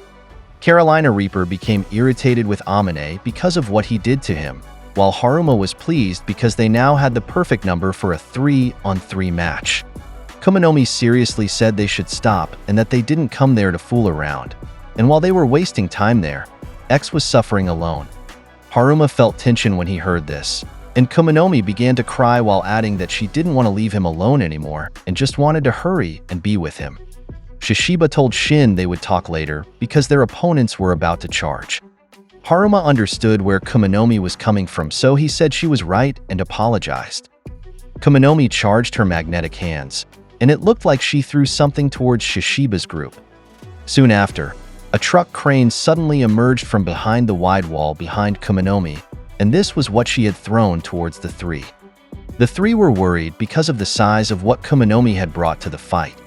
Kuminomi wound up after bringing it out, and using just one swipe of her hand, she tried to swing the truck crane at Shishiba's group, but fortunately, they managed to jump away. However, when Amane jumped, Carolina Reaper suddenly grabbed his shoulder from behind, saying he owed him. Carolina Reaper snatched Amane, which worried Shin and Shishiba. While Shishiba was still distracted, Kuminomi jumped to his side carrying the truck crane. She swung the crane towards Shishiba, causing him to be thrown forcefully outside the floor. Kuminomi seriously said that Shishiba would die here, to which Shishiba asked if she thinks she's really something. Shock was visible on Shin's face while watching the events unfold, while Haruma was right in front of him preparing to fight. Haruma cracked his fingers and said that fight to the death was the greatest sport. In Shin's mind, he said it was clear that he wasn't at his opponent's level, so he wondered what he would do here. Then Haruma said they should have a nice and proper fight, with sportsmanship. Shin tried to regain his ESP, but it wasn't happening, while Haruma prepared to deliver a powerful punch while saying that first, he needed to warm up his shoulder. When Haruma punched, Shin was thrown forcefully into the wall, causing it to collapse. Shin tried to stop himself from being thrown far by skidding his feet and hands on the ground, and as a counter, he quickly tried to kick the charging Haruma in the face, but he easily dodged it. Haruma picked up a rock and started playing with it like a soccer ball while asking Shin if he liked it, and if so, they should try a penalty kick contest. Haruma kicked the rock hard towards Shin, and because of its force, Shin was thrown back and spat blood, while thinking that what he was doing was no use and there was no way he could beat him in direct combat, so he needed to get away from here. Haruma commented, "Not bad," because he could still stand after that. He thought about how he could track his movements without his ESP, but soon realized that all of Haruma's attacks were related to some kind of sports move, like the volleyball spike, where he was careful not to step on the line, when he used a soccer kick where he was careful not to use his hands, and the disc throw where he only threw within a 35-degree angle. He now understood Haruma's attack pattern, and if he could notice which sport he was playing, he would be able to read his movements to some degree. Haruma picked up a medium-sized rock as big as his hand, and when Shin saw Haruma's form, he thought the attack would be handball. Haruma began charging at him, but he didn't move immediately because he knew that in handball, one would jump from the 6-meter line from the goal to throw the ball. He waited for Haruma to reach that line, and when Haruma jumped, he threw a rock at his face, forcing Haruma to block it with one hand.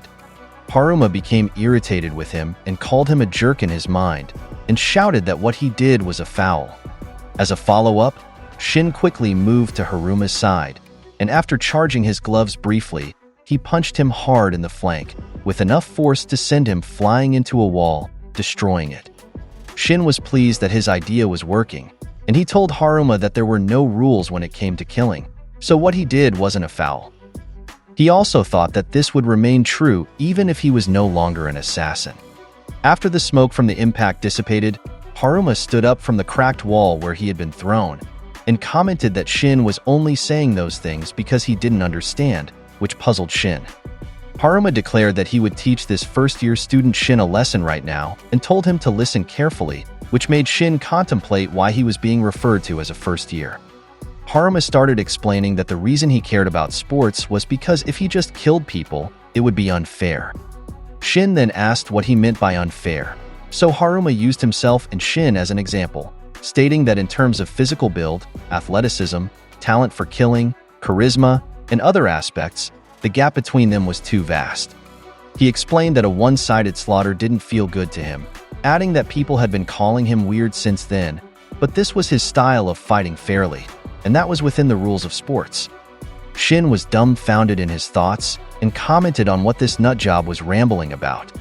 After that, Haruma said that all he was saying was that he hoped they could have a good death match, and he proceeded to cut off the head of the statue beside him. He dropped it at his feet and prepared to kick it forcefully towards him. Shin noticed that Haruma was going for penalty kicks, so he thought he could slightly dodge its trajectory. He then heard someone scream from his side, and it turned out there was a mother and child who hadn't evacuated from inside. Haruma then shouted for Shin to stop his upcoming attack while calling him a goalkeeper.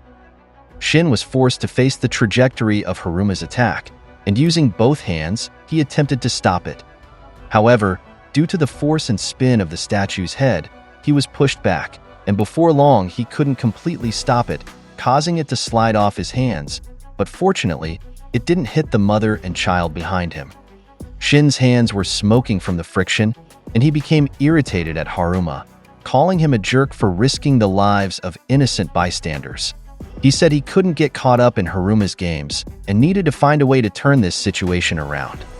The severe smoking of Shin's hands was clearly visible after Haruma's attack, but Haruma didn't hold back and immediately went to another statue while shouting for them to continue there. Haruma prepared himself and, using his brute strength, managed to sink his fingers into the statue's face and cut it off as well. He positioned himself as if he was about to bowl and commented that it had been quite a while since he had played this. Shin became concerned as he realized he was the pin in this game, so he started running.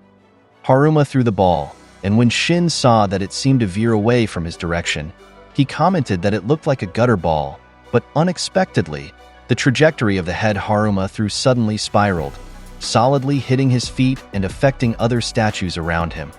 While Shin was still in the air, Haruma quickly rushed beneath him and commented that based on the ball's position and the shape of the field, this was American football. Shin was troubled by this and thought that he needed to escape from Haruma's sports games. As he was being thrown towards the floor's railing, Haruma quickly grabbed him and shouted touchdown. When Haruma grabbed him, he slammed him into the ground, which destroyed the entire floor they were standing on. They fell because of this, and as a follow-up and make-sure shot, Haruma spiked Shin forcefully through the glass wall, which sent him flying outside the museum into the fountain. While lying in the water, Shin thought that his strength wasn't enough to defeat Haruma now, but that didn't make Shin lose hope, and his gloves started to crackle. Haruma began walking away while commenting that their fight was a good warm-up. In Shin's mind, he told himself that Sakamoto was counting on him, so he forced himself to stand up again and declared he would do whatever was necessary to avoid failing Sakamoto. He pondered what he could do in this situation, and while thinking about it, he noticed something being weighed down by rubble beside him. Although he was already gasping for breath, he shouted at Haruma that they weren't finished yet, which caught his attention and made him express amazement at his determination. Nevertheless, Haruma said it was time for the mercy rule, and Shin was already too far behind that there was no chance for them to have an even match if they continued fighting now. Struggling to stand up, Shin protested not to make him laugh and questioned whether Haruma really considered their situation to be fair. He gained Haruma's attention because of this, and he explained that Haruma's way of playing by endangering innocent bystanders was the worst rule violation of all. Haruma seriously asked if Shin was accusing him of foul play, and Shin suddenly said let's play, which confused Haruma. Shin took his stance and shouted the word sumo, to which Haruma stared at him intently. He shouted at Haruma to bring it on and said that he would beat him in his own ring. Shin declared that they would settle this fight in a sumo match. This made Haruma wonder whether sumo wrestling was a sport or martial art, and he also asked himself, more importantly, that Shin's body should be at its limit by now. Perhaps Shin's glove was enhancing his physical strength beyond what it could handle, but it might only have 1 or 2 charges remaining. However, he wasn't giving up on this fight yet, and his eyes could be compared to those of a first-rate athlete. In Shin's mind, he said he was gambling here because if he continued fighting like this, he had no chance of defeating Haruma. Sumo was the only way he could quickly take him down using all his remaining strength, and he had no idea whether sumo was considered a sport or not. Now everything depended on whether his plan would work. He glanced at the clock beside them and saw it was almost 4 o'clock, and Haruma asked him why he was fighting so hard and risking his life. Shin stared at Haruma and thought about the time before Sakamoto went to X, and explained that someone he admired trusted him to have their back, and that was the only reason he needed to fight. If that was the case, Haruma said he accepted his challenge, in the spirit of lethal sportsmanship. Haruma suddenly entered the museum, which puzzled Shin. When Haruma entered, countless objects suddenly flew out from the museum and landed around the fountain where Shin was standing. It turned out that Haruma had thrown numerous blades there, and after that, he returned down and said that, however, he wanted Shin to let him add a rule, which was that whoever gets pushed outside the ring would die. Shin replied that was fine with him, and suggested they should just start here. Haruma commented that he could see Shin was ready, but wondered what he was planning. They both prepared to charge, and Shin said the word hakioi, a shout that raises the spirit of participants when the match is deadlocked. When Haruma charged, the fountain machine suddenly turned on, causing his entire body to get wet with water. When Haruma got wet, Shin pulled out a spherical object, which turned out to be what he had seen earlier being weighed down by rubble, and he noticed it was Saba's freeze bomb. He was annoyed because he had to use this thing, and commented that Saba was always saving him. He threw it at Haruma, and when it hit his body, the fountain spray that was hitting his body quickly began to freeze, which surprised him, and he also noticed that because of this, the fountain started to freeze.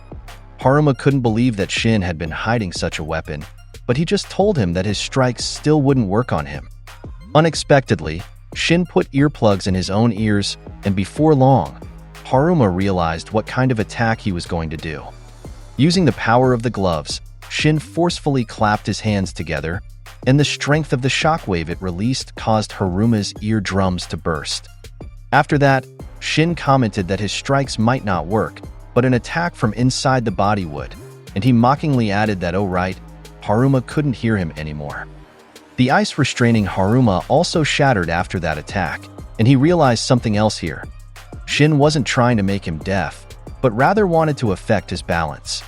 As a follow-up, Shin charged while thinking that he had used one charge for the clap he did earlier, so this would probably be his last attack.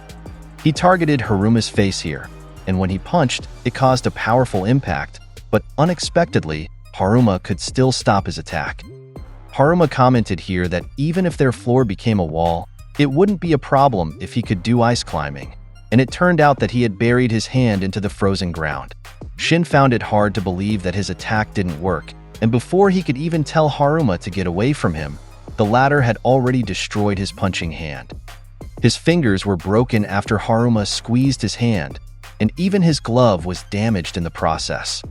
Shin screamed in pain because of this, while Haruma wiped his bleeding ear while praising Shin's successful nekomdamashi technique.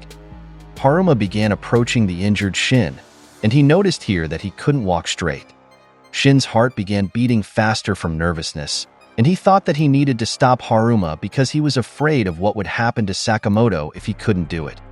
Haruma prepared to deliver a palm strike to Shin's face, but in a strange turn of events, Haruma suddenly felt a chill and seemed to hear Shin's willpower stopping him.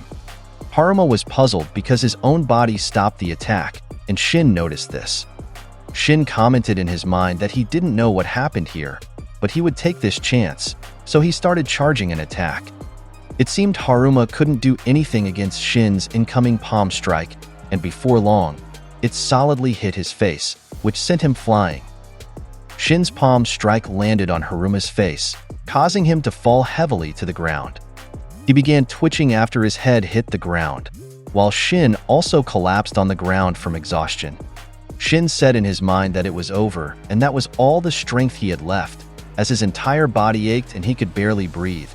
So he wished Haruma wouldn't stand up again because he really couldn't fight anymore. However, when he looked at Haruma, the latter suddenly opened his eyes and sat upright, causing Shin's eyes to lose all hope. He stood up and approached Shin, and while adjusting his jaw, he praised Shin for what he did.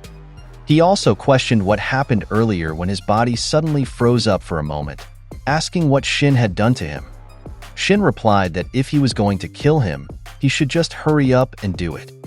Haruma said he would change his question and asked why Shin chose to send him flying to a spot without weapons, to which Shin explained that their goal wasn't to kill them, but just to stop X.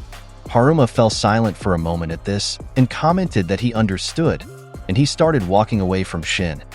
Shin asked where he was going, to which he replied, to their boss, prompting Shin to point out that he was still alive.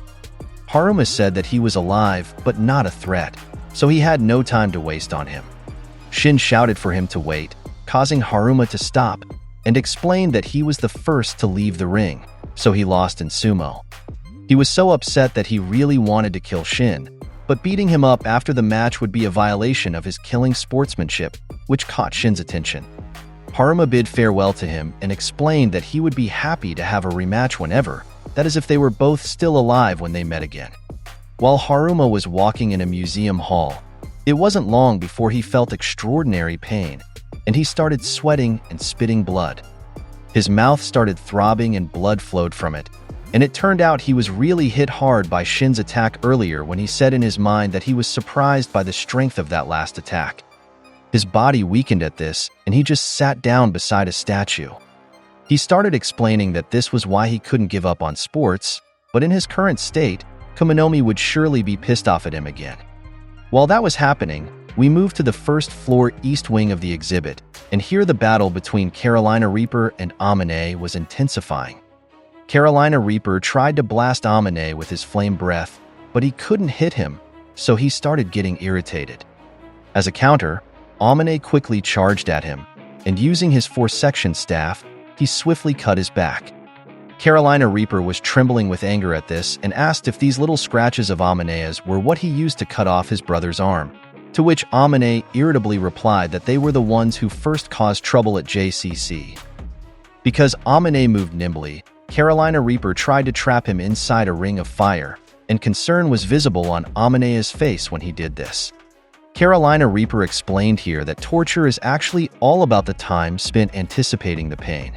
Amane didn't listen to him here and quickly charged at his back, but he also had inherent speed and easily countered it using his fire breath. Amane was surprised by Carolina Reaper's speed, while Carolina Reaper was saying not to rush and to enjoy this time. While Carolina Reaper was just preparing to deliver another fire breath, the wall beside them and Amane suddenly shattered and rubble scattered around. They didn't expect this to happen, and Carolina Reaper commented that the scene was just getting good when this happened. It turned out that Shishiba was responsible for the wall's destruction, and he immediately stood in front of Amane, while Amane seemed very surprised at his arrival while calling him Mr. Shishiba.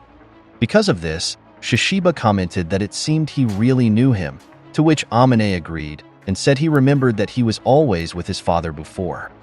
Shishiba asked if he was 14 now and if he was studying, so he said he was on a leave of absence, to which Shishiba said he should be studying and asked if he now saw what would happen when he didn't do that. Before long, Kumanomi also arrived at the scene, and we could visibly see the multiple injuries she sustained from her fight with Shishiba. She asked if Carolina Reaper was messing with the kid, to which Carolina just commented that it looks like Shishiba messed her up pretty good and said that she can't fight with her arm's condition. Kumanomi got annoyed with him and said that all men were really scum. The samurai armor displayed beside Amane began to rattle, catching his attention. Several parts of it flew to Kumanomi's right arm, forming an impressive samurai arm armor complete with a battle axe. Kumanomi told Carolina Reaper not to slow her down while calling him a pervert, which irritated Carolina Reaper and made him ask who she was calling a pervert while she called him a loser. Shishiba told Amane not to grow up to be like that, prompting Amane to ask which one of them, to which he replied both. After that, Shishiba called Amane by his name, which surprised him that he knew it, and told him he had no reason to fight those in front of them, so he should leave now. However, Carolina Reaper shouted that he wouldn't allow it, and angrily said that he had cut off his brother's arm, so at the very least, he would sever all of Amane's limbs.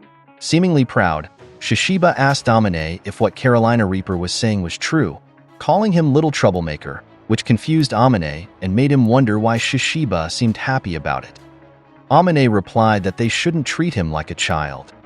The situation here also seemed too difficult for Shishiba to handle alone, so they should fight together. Shishiba grinned at this and asked who Amane thought he was talking to. While they were still talking, Kumanomi jumped and tried to deliver an axe strike towards Shishiba, but Shishiba easily noticed it and blocked it with his hammer, which destroyed Kumanomi's axe. However, Kumanomi activated her magnetic hands and quickly returned the shards of the broken axe to her hand, which hit several parts of Shishiba's body. Kumanomi wound up for a punch while gathering the axe shards in her fist, and after that, she delivered it powerfully to Shishiba's body, sending him flying into a pillar and causing its destruction. While flying back, Shishiba used the back part of his hammer and hooked himself to another pillar to stop his trajectory and make a U-turn back to Kumanomi. When he got close, he tried to hit her with the sharp part of his hammer, but because of the samurai arm armor, she was able to block his attack, which irritated him. On the other hand, Carolina Reaper commented to Amane that they should continue the torture, and he brought out something that made Amane think it might be a blowtorch, but when Carolina Reaper started blowing into a nozzle connected to the device, he realized he was wrong. Fire started coming out of the device that Carolina Reaper brought out while he was blowing into a tube, and he said this was perfect to prolong their enjoyment. When Amane looked closely at what Carolina Reaper brought out, he noticed it was a gas saber, and Carolina Reaper explained that it could sever and cauterize simultaneously. Amane said in his mind that he had seen it before in the weapons department. It reportedly used acetylene and pure oxygen to create immense firepower capable of cutting through steel, so he wondered if his freak opponent's body could produce the right gases. He thought that if he could cut the tube of that weapon, he could stop Carolina Reaper from blowing gas into it, but when he tried this, his 4-section staff just got cut instead. Carolina Reaper asked him if he knew the feeling of having his body cut by fire. He showed his devastated eyes to Amane, and said that the pain one would feel there would be beyond his wildest imagination. While Carolina Reaper was charging at Amane, Shishiba noticed it and shouted Amane's name. But Kumanomi didn't let him and jumped towards him while saying did he think he had time to take his eyes off her, to which he replied no, and that he had no time for her. While still in the air, Kumanomi controlled a knife using her magnetic equipment on her foot and forcefully sent it towards Shishiba, but he was still able to block it with his hammer, though he wondered if he could do anything against that magnet. Kumanomi commented that it was getting hot, and that idiot Carolina Reaper was overdoing it. When they looked towards Carolina Reaper and Amane, Carolina Reaper was relentlessly using his gas saber, while Amane continued to dodge him. Carolina Reaper shouted for Amane to stop running around everywhere because it wasn't fun, but what he didn't know was that Amane had a plan when he thought that they should be close to what he was looking for. When Amane glanced to his side, he saw a display of knives, and upon seeing it, he called Carolina Reaper an idiot and shouted if he really thought he was just running around aimlessly. Carolina Reaper was completely puzzled by what he meant, so Amane pointed and asked if he was sure he wanted the fight to be this hot. Before long, the samurai armor on Kumanomi's right arm started to detach, which surprised both her and Shishiba. Amane explained that magnets are susceptible to heat, so even an electromagnet loses its magnetism when it heats up above the Curie point. Shishiba immediately took this chance and using his hammer, he hooked the skeleton of Kumanomi's mechanical arm and slammed it to the ground, and with such force that Kumanomi's entire back hit the floor. As Kumanomi bounced off the ground, Shishiba followed up with a body kick that sent her flying into a wall. While Carolina Reaper was still stunned by Amane's plan, Shishiba quickly moved to his side and punched him in the flank, sending him through a concrete wall. After that, Shishiba praised Amane for being smart, unlike the last guy he was with, while Amane was amazed at how Shishiba took the opening without hesitation in a split second, which made him wonder if this was really his father's right-hand man. Shishiba commented that they should finish this, but Amane called out to him and said he had something he wanted to ask while he still could, so Shishiba asked what it was. Amane asked if he knew where his father was, which made Shishiba pause and think for a moment, but shortly after he said he had something he needed to tell Amane about his father. He told him that he was the one who killed Satoru Yatsumura, at which Amane's disbelief was clearly visible. When Amane heard what Shishiba said, he couldn't believe it. Through this, he learned that his father was gone. He had difficulty accepting this and asked why Shishiba did it. Shishiba replied that it was simply his job. This confused Amane because his father and Shishiba were supposedly close. Moreover, his father had trusted Shishiba, so he asked why. He wondered what his dad did that pushed Shishiba to kill him. However, Shishiba said he couldn't tell because it was classified information. Amane said he can't just swallow that and said he needed an explanation. Shishiba said perhaps, but he couldn't discuss it. Amane knew he didn't just kill his father without reason. After all, Amane was a child of an assassin. At that point, he said he wouldn't blame him, but he just wanted to know why. There must have been some reason why the JAA higher-ups decided on that, but Shishiba cut him off and pleaded with him not to ask more questions about it. Shishiba remembered that Yatsumura had told him the same thing, to stop asking questions. Furthermore, Yatsumura had said that one shouldn't know too much about their enemy. Now, Shishiba admitted that he finally understood what Yatsumura meant. Yatsumura had only been trying to protect him back then. Carolina Reaper suddenly jumped behind Amane while holding his gas saber. As Amane turned to look, Shishiba attacked promptly to stop him, striking his face with his hammer.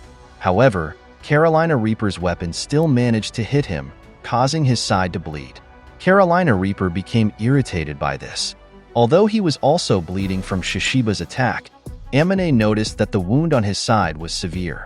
Because of this, he collapsed to the ground. Amane asked him why he did that, and if he was just trying to atone for what he had done.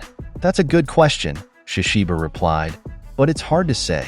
While lying on the ground, he told Amane to run.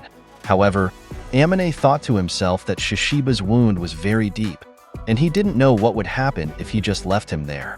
Meanwhile, Carolina Reaper, enraged, called them bastards. He threatened that they would die a painful death, along with their families, friends, pets, and even their neighbors.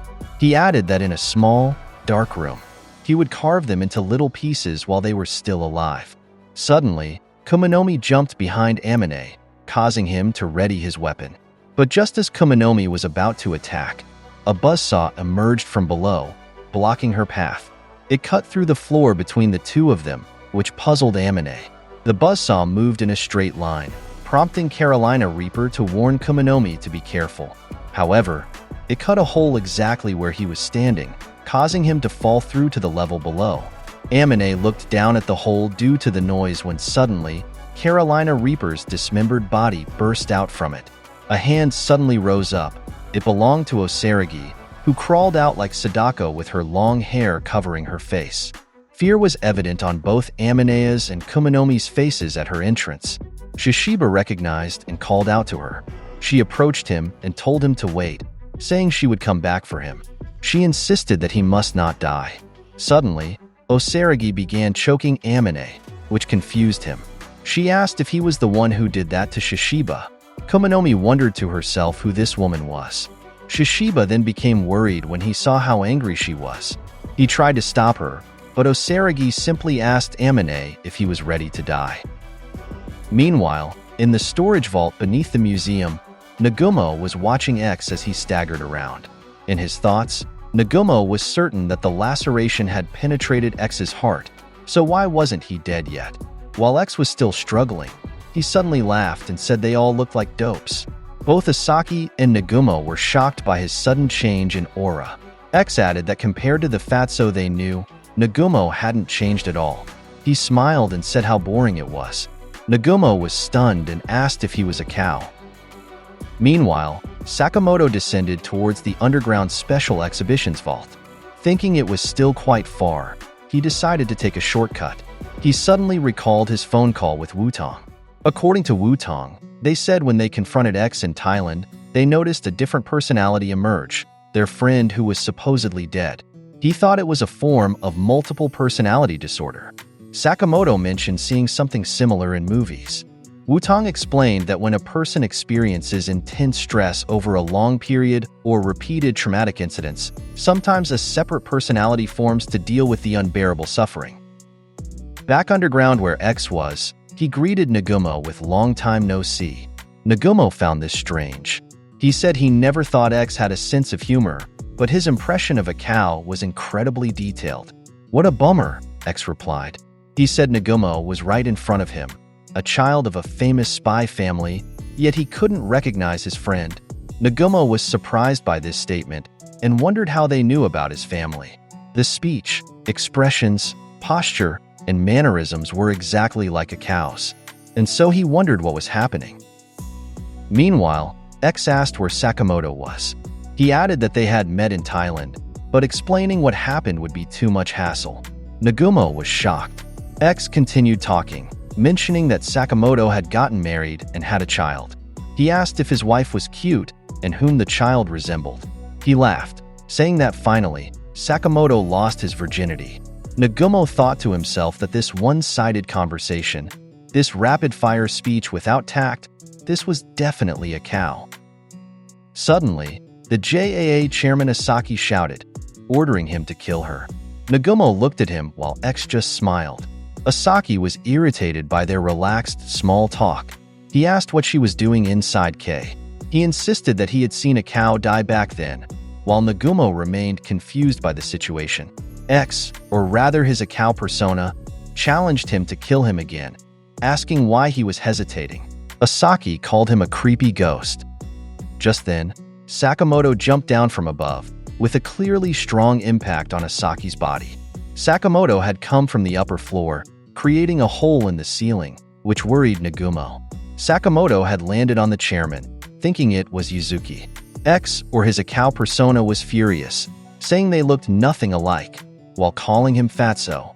Sakamoto suddenly asked if this was the Akao version now. Nagumo was puzzled that this didn't seem like a big deal to him. There was an awkward silence, then Sakamoto and Akao simultaneously said that Nagumo hadn't changed at all. Meanwhile, Nagumo responded that they both had changed significantly. He said he had so many questions for Akao, like what was she doing inside Yuzuki, and was she really the real Akao? X replied that she was like an Akao created from Yuzuki's memories. Nagumo couldn't understand this, while Sakamoto recalled his conversation regarding separate personalities. X pointed the knife at himself and said that he was created to protect Yuzuki, so he couldn't kill him. He was stopping himself from stabbing. Note that moving forward, besides X's many names like Slur, K, and Yuzuki, he may also be referred to as Akao or Ryan now, depending on which persona he's displaying. Now back to the story. Akao said she called out to Sakamoto. There was a recollection when Nagumo said there was a 1 billion yen bounty on Sakamoto's head. He wondered why anyone would do that now. Nagumo realized that Akao had placed the bounty on Sakamoto, so he would eliminate Yuzuki. Akao said she knew Sakamoto would track the source and act immediately, but she had no idea that Sakamoto had retired and gained weight. At present, he couldn't kill Yuzuki. As for Nagumo, who was supposed to be her backup plan, she couldn't believe how moronic he was to think the heart was on the wrong side of the chest. This revelation shocked both Sakamoto and confused Nagumo. Suddenly, the fire alarm went off, filling the area with fire extinguisher gas. Nagumo said it might have been activated by museum security. Akao asked if there was a fire upstairs. She didn't mind dying, but losing consciousness would be a big problem, since she would surely switch back to Yuzuki. However, Sakamoto told them not to worry. He pointed to the hole he came from. On the upper floor, we could see the floor cracking. Soon it collapsed, and the three of them emerged. They looked at Sakamoto and laughed. Akao said she thought the punchline would be that the hole was too small, but it was actually huge. Thanks to Sakamoto's size, Nagumo added. However, Sakamoto told them to shut up. Then he mentioned he had an idea, suggesting that X should stay as Akao forever. She couldn't believe what he said. Meanwhile, something fell to the floor. It was an emergency exit door handle that appeared to have been cut. The next scene shows a men's restroom where several men were having a conversation. A man with a ponytail asked about Master X's plan. Despite infiltrating JAA as spies for X, they still hadn't received orders from Haruma. Suddenly, he gestured for everyone to be quiet, which puzzled them. This was because there was a sound coming from one of the cubicles. One of them wondered if someone from JAA had overheard them. They readied their weapons, and the man with the ponytail approached the cubicle while holding his gun. He shot the door 3 times where the noise was coming from. Afterward, he peeked through the hole. However, a finger emerged from it, then pinched his nose, which startled him. He struggled, but he couldn't remove his nose from there. His companion asked what the problem was. Another sound was heard from inside the cubicle, followed by flushing the toilet. When he opened the door lock, suddenly the entire row of cubicle doors was cleanly split in half, along with the head and fingers of the ponytailed spy. The person inside turned out to be the elderly JAA order member, Takamura.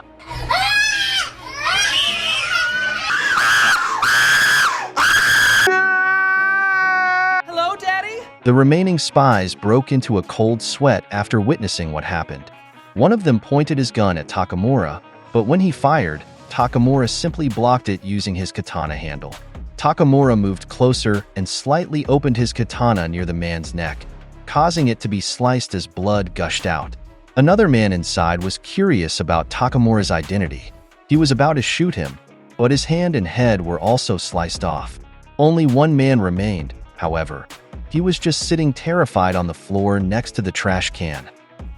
Back in the underground, X couldn't believe that Sakamoto wanted him to stay in Akao's personality the whole time. He told him not to be stupid. He urged Sakamoto to just kill him since he couldn't do it himself. Meanwhile, Nagumo mentioned that Sakamoto's suggestion might work. Sometimes, multiple personality disorders resolve through integration. If Akao just remained in charge of Yuzuki's body. Sakamoto agreed with this, but he just thought there's not much time. Something strange was happening to his fingers. Sakamoto added that right now, he didn't want to kill any of them, which irritated X. Akao, who was inside X, grabbed him and said she so had it with him, calling him a moron. If she were to take over that body, what would happen to Yuzuki? But he responded that if he returned to being Yuzuki, he would undoubtedly be killed. But if she stayed in control, then nobody needed to die. Akao asked them if they are suggesting she should just keep living with them, and despite having doubts, She admitted that she wants that too. Nagumo was about to suggest something when suddenly an alarm went off. It turned out to be an emergency JAA announcement. Nagumo was puzzled and checked his phone. This time, all three of them were wanted. Former JAA member Kei Yuzuki, former Order member Taro Sakamoto, and Yoichi Nagumo. They were all designated as Special Class A extermination targets due to conspiracy against JAA. Therefore, the order was kill on sight. Shin was shocked when he heard Sakamoto's name. Osaragi, who was holding Amane by the neck, also paused because Order member Nagumo was included. Shishiba was curious about what was happening. At the JAA chairman Asaki's location, he stated that they wouldn't be able to escape. He was sitting with other men wearing gas masks, and he declared that not a single person would escape from that museum. Because of this, Nagumo realized that the chairman was behind everything. He wondered why things had come to this. X was speechless before suddenly calling out to Sakamoto, who called back to him. Turns out, Takamura was actually above them. When they looked up, Nagumo broke into a cold sweat because he knew this was trouble. Takamura cleanly sliced through the ceiling above and landed in the middle of the three of them. Hello, Daddy? The shards fell around them, and concern was evident on all three faces, especially when Takamura began to open his katana. Because of this, they tried to stop him simultaneously.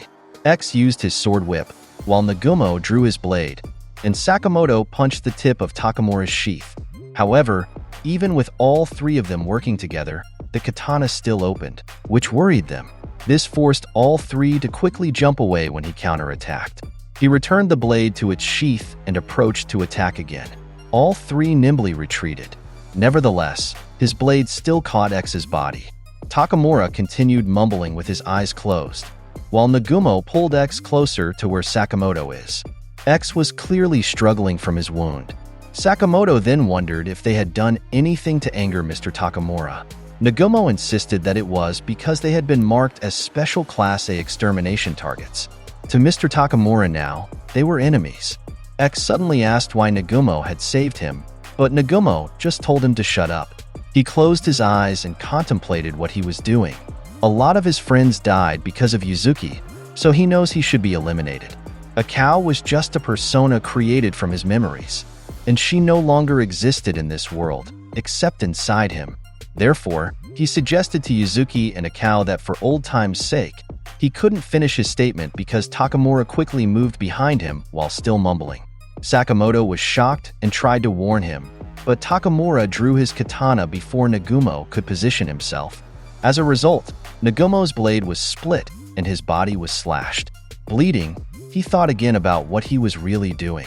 If a cow could see him now, he thought, she would probably just laugh at him. Takamura was about to finish him off, but Sakamoto rushed quickly from behind. Takamura swung his blade at him, forcing him to dodge. Nagumo was now sitting on the floor, struggling, while Takamura knocked off Sakamoto's glasses. Suddenly, Sakamoto reverted to his slim form and gained momentum to deliver an incredibly powerful kick. The kick was so powerful that it sent Takamura crashing through multiple walls until he was thrown outside the museum, landing against the side of a bus. He paused there, then gained momentum from that position, surprising several passengers. Inside, Nagumo told Sakamoto to leave. Even if he had become slim, he said, Takamura would surely kill him. However, Sakamoto silenced him, saying he needed to focus. He kept his eyes on the hole where Takamura had been thrown through. In an instant, Takamura returned and circled behind him. He opened his katana again, slicing through a large installation there. Sakamoto managed to jump and dodge just in time.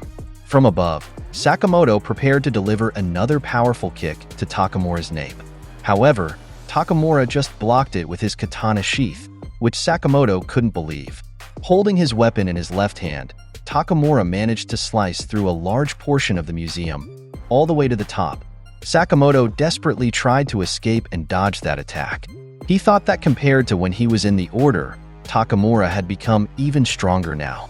The destroyed portion of the building was clearly visible behind him. Inside, Kashima wondered what was happening as the museum shook. Gaku was still lying nearby, when suddenly his finger moved. Because of Nagumo and X's injury, they couldn't help in the fight. Takamura had caused significant damage to the museum. So, Sakamoto grabbed the third exhibition hall sign and gained momentum to use it as a weapon against him. However, Takamura simply spun to avoid Sakamoto's slash with the sign and suddenly thrust his blade at him. Fortunately, Sakamoto dodged quickly, causing the pillar behind him to be destroyed instead. He rolled on the ground and prepared for Takamura's next move. While Takamura continued mumbling incomprehensible words, Sakamoto noticed something about his movements. After several swings, he would return the blade to its sheath. So, he used this opportunity to attack before Takamura could draw the blade again. He kicked at Takamura's weapon. However, even with his eyes closed, Takamura simply gripped his katana by the handle and threw the sheath away from the blade. Sakamoto became concerned when he noticed this action. They were next to some vending machines in the museum, and Takamura effortlessly sliced through these machines, attempting to slash Sakamoto, but he managed to dodge again. Drinks spilled from the sliced vending machine, while Sakamoto caught and drank some. In his mind, he knew he couldn't stop Takamura, so he needed to target his katana instead. Because of this, he broke a display in the exhibit and grabbed a dagger to use as a weapon. He fearlessly charged at Takamura with it, but all his strikes were blocked. Sakamoto then noticed a Q barrier nearby and pulled it to wrap around Takamura. He kicked him forcefully, causing Takamura to be thrown into the ceiling, breaking through to the next floor where the cafe was located. However, Takamura simply spun there, and as he fell back down, he readied his katana to slice through the floor to return to where Sakamoto was. He targeted Sakamoto's head again, but fortunately, Sakamoto quickly blocked the weapon with his gun. The blade could be seen becoming dull, which was why it didn't cut through. Nagumo was shocked that he managed to stop Takamura's attack. He realized that Sakamoto's intention all along was to wear down the weapon for this moment. He shot at him, but the bullet slid along Takamura's katana, causing it to become sharp again. Nani? Sakamoto couldn't believe that he had used the bullets to resharpen his katana. And because he was stunned by this, Takamura managed to slash him diagonally across his body. This caused his blood to gush out, and so Takamura prepared to finish him off while mumbling again. However, smoke suddenly enveloped the surroundings, which puzzled Takamura. This was Nagumo's doing, who had used a fire extinguisher to get closer and help his friend Sakamoto, who was lying on the floor. He advised him not to move and to suppress his hostility as much as he could. Sakamoto was surprised by his words. Nagumo added that Takamura was extremely sensitive to hostility and antagonism. His vision was pretty bad, so he thought Takamura wouldn't be able to see them. But Sakamoto responded that he could still fight. Fortunately, his apron had blocked the slash, so it wasn't lethal. But Nagumo insisted that none of them were in any condition to keep fighting. However, if he wanted to die, then he wouldn't stop him. He became nervous when he sensed that Takamura was suddenly behind him. Takamura continued muttering, and Nagumo couldn't believe he had found them. It seemed they had leaked hostile vibes, so now they had no choice but to fight. Takamura twitched and seemed to notice something despite the smoke surrounding them. Visible from afar was someone approaching, and it turned out to be the now-awakened Gaku. He struck Takamura with his mace, but Takamura blocked it with just one hand. The three couldn't believe what they saw. Gaku just smiled and said he came there to kill the one he called Gramps, which is Takamura. Takamura's strength was truly extraordinary, using just one hand to stop Gaku, blocking with only his katana handle even though Gaku had built up momentum for the strike. Nagumo was surprised that he hadn't completely killed Gaku yet. Meanwhile, X tried to stop Gaku. Behind him, Haruma jumped from the ceiling, and X turned to look at him. Haruma apologized for arriving late. Meanwhile, Takamura targeted Gaku's arm, piercing it with his katana. But Gaku used this opportunity to kick Takamura far away. Takamura planted his katana into the floor to slow his motion, while Haruma brought out his iron ball and joined the fight. He spiked it with tremendous force towards Takamura, but even with his back turned, Takamura sensed it and sliced it in half. When the sliced ball hit the floor, it caused significant damage from the impact. Haruma realized this was the old man Gaku had been talking about and commented that Takamura is a beast. X tried to stop them and told them to retreat, but Haruma said they couldn't do that now. When X said it was an order, he simply replied that from that little taste of battle, one thing became clear to him. They wouldn't be able to destroy JAA without killing that old man. And as he said, they were birds of a feather. In a throwback to their youth at Alkamar Orphanage, X asked Haruma why they needed to become assassins. Looking outside, Yuzuki said there were two sides to the fence, and he wondered why their life purposes are so different. Haruma responded that there was no point in thinking about that. If he didn't want to be an assassin, he could just run away from Alkamar and live on the streets. But X added that since they were children, they had done nothing but train to kill. He wondered how they could live in the regular world now. Haruma said he was just afraid. He asked X what his problem was with being an assassin. X didn't answer immediately, but then he said that assassins always have to be the bad guys. But he couldn't fully be good or bad. He didn't fit into any world. Haruma pondered what he said and admitted he understood his point. Yuzuki smiled, and because of that, they were birds of a feather. Back in the present, Gaku and Haruma continued fighting against Takamura. Suddenly, X grabbed Haruma's shoulder. Haruma called him K and asked if he could still move. He told the two that Takamura's awareness was hazy. However, he was a killing machine with extreme sensitivity to bloodlust. Therefore, he had a theory and needed their help. The two listened to his plan. Haruma and Gaku attacked the elderly order member simultaneously, and the fight was so intense that several pillars around them were destroyed. Suddenly, X used his sword whip, and from behind, he wrapped his weapon around Takamura's arm to immobilize him. And just as X had thought, if his intent was to immobilize rather than kill him, then Takamura wouldn't detect his attack. He threw the end of his whip into a closing elevator, and when the door closed and ascended, the whip pulled Takamura, causing him to drop his katana. He tried to resist this and nimbly retrieved his weapon with his left hand. He tried to cut the whip with his katana, but he was interrupted by an attack from Gaku and told him to die. And because he was trapped and couldn't move, Haruma and Gaku attacked him simultaneously. For the first time ever, Takamura spoke and said, did they think he was senile or weak because of his age? The three couldn't believe what he said and what he did next. Using the katana in his left hand, he sliced off his own right arm. X was shocked that he cut his own arm. However, Takamura simply dropped his weapon and caught the severed part only to reattach it. Gaku remembered his conversation with Kashima when his arm was cut off before. Kashima had said then that he should thank whoever cut it, because the cut was extremely clean. Because of that, the muscle tissue was still alive. As a result, it could still be reconnected to the body. Takamura effortlessly reattached his forearm and said that this world was full of scumbags who didn't deserve to live. His severed arm grabbed and firmly held his katana. Then he sliced Haruma's body in half. Hello, Daddy? This incident happened because Haruma pushed X aside to save him. As a result, Haruma was the only one slashed across his body by Takamura, while X was thrown to the ground. X couldn't believe what Haruma had done. Afterward, Takamura returned his katana to its sheath. Just as he was about to approach X to attack, Sakamoto and Nagumo quickly attacked him from behind. Sakamoto used a bench as his weapon, while Nagumo drew his own weapon. However, Nagumo wondered in his mind how long he could last with all the injuries he had sustained. Even with his back turned, Takamura easily blocked their attacks. He struck Sakamoto's face with his katana sheath while using his weapon's handle to block Nagumo's blade. Though they were clearly no match for him, they still refused to give up. Nagumo pondered what his deal is that they couldn't manage to defeat him.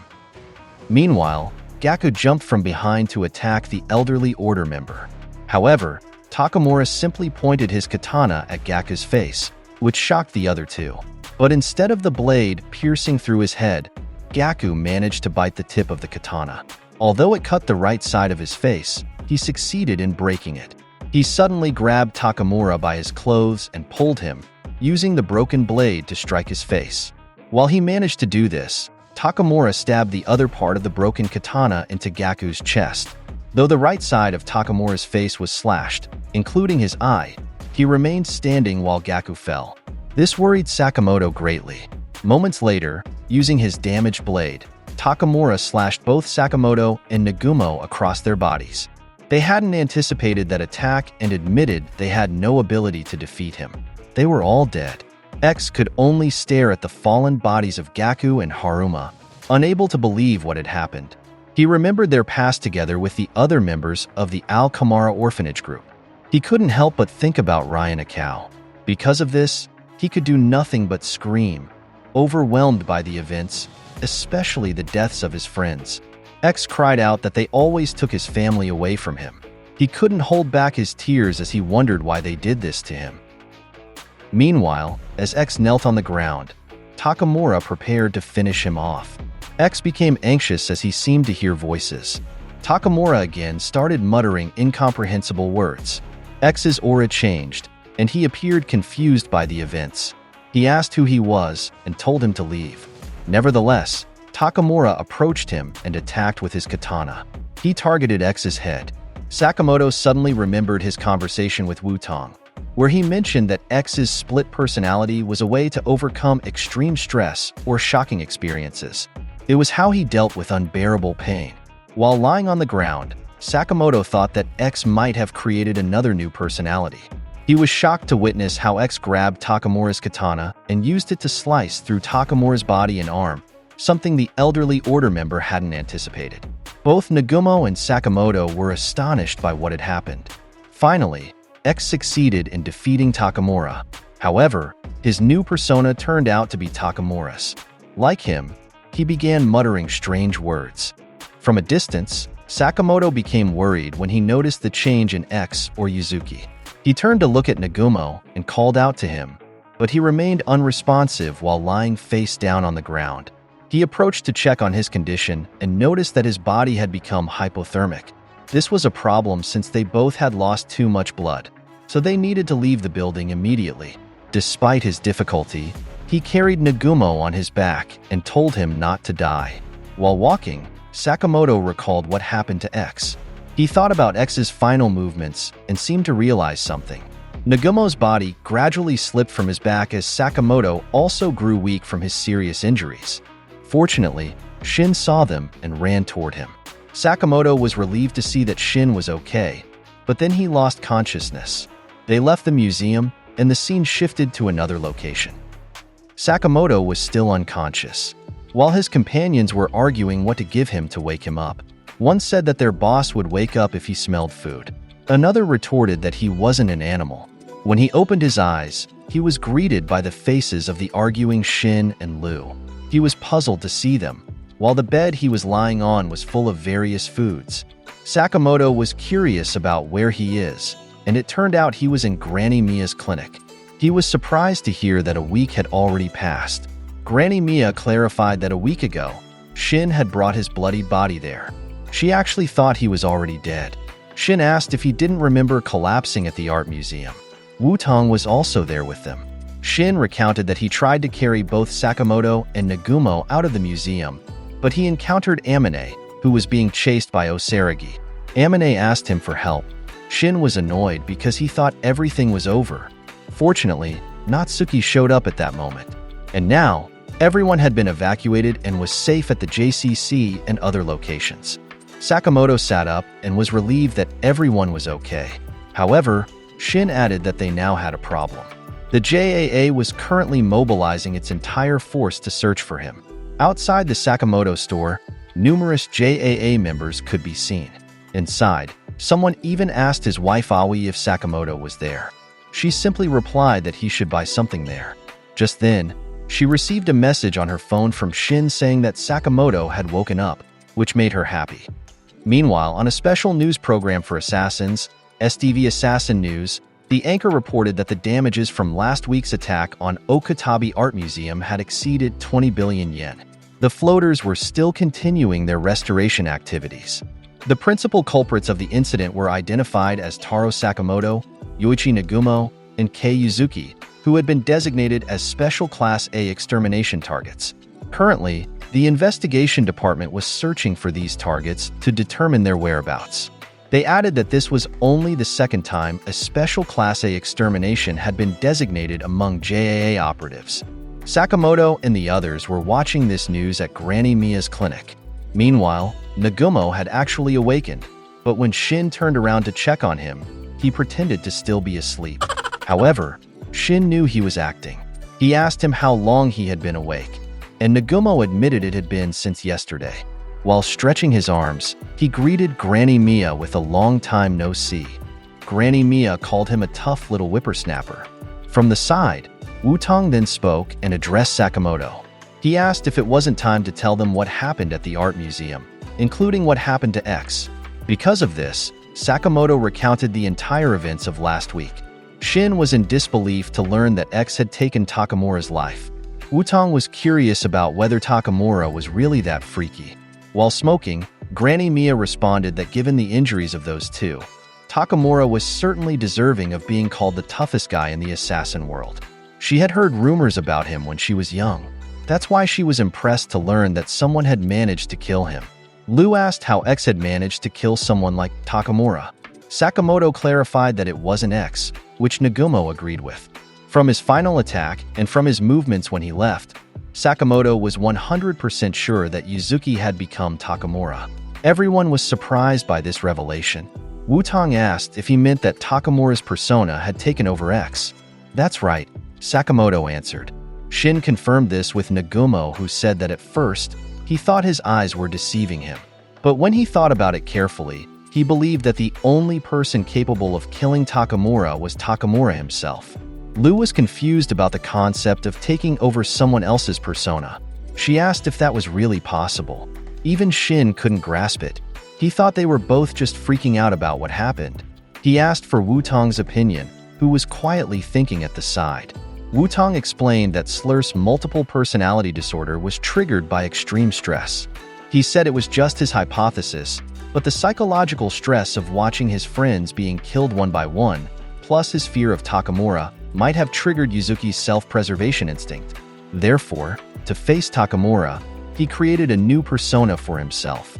And that persona was a copy of the now-deceased Takamura.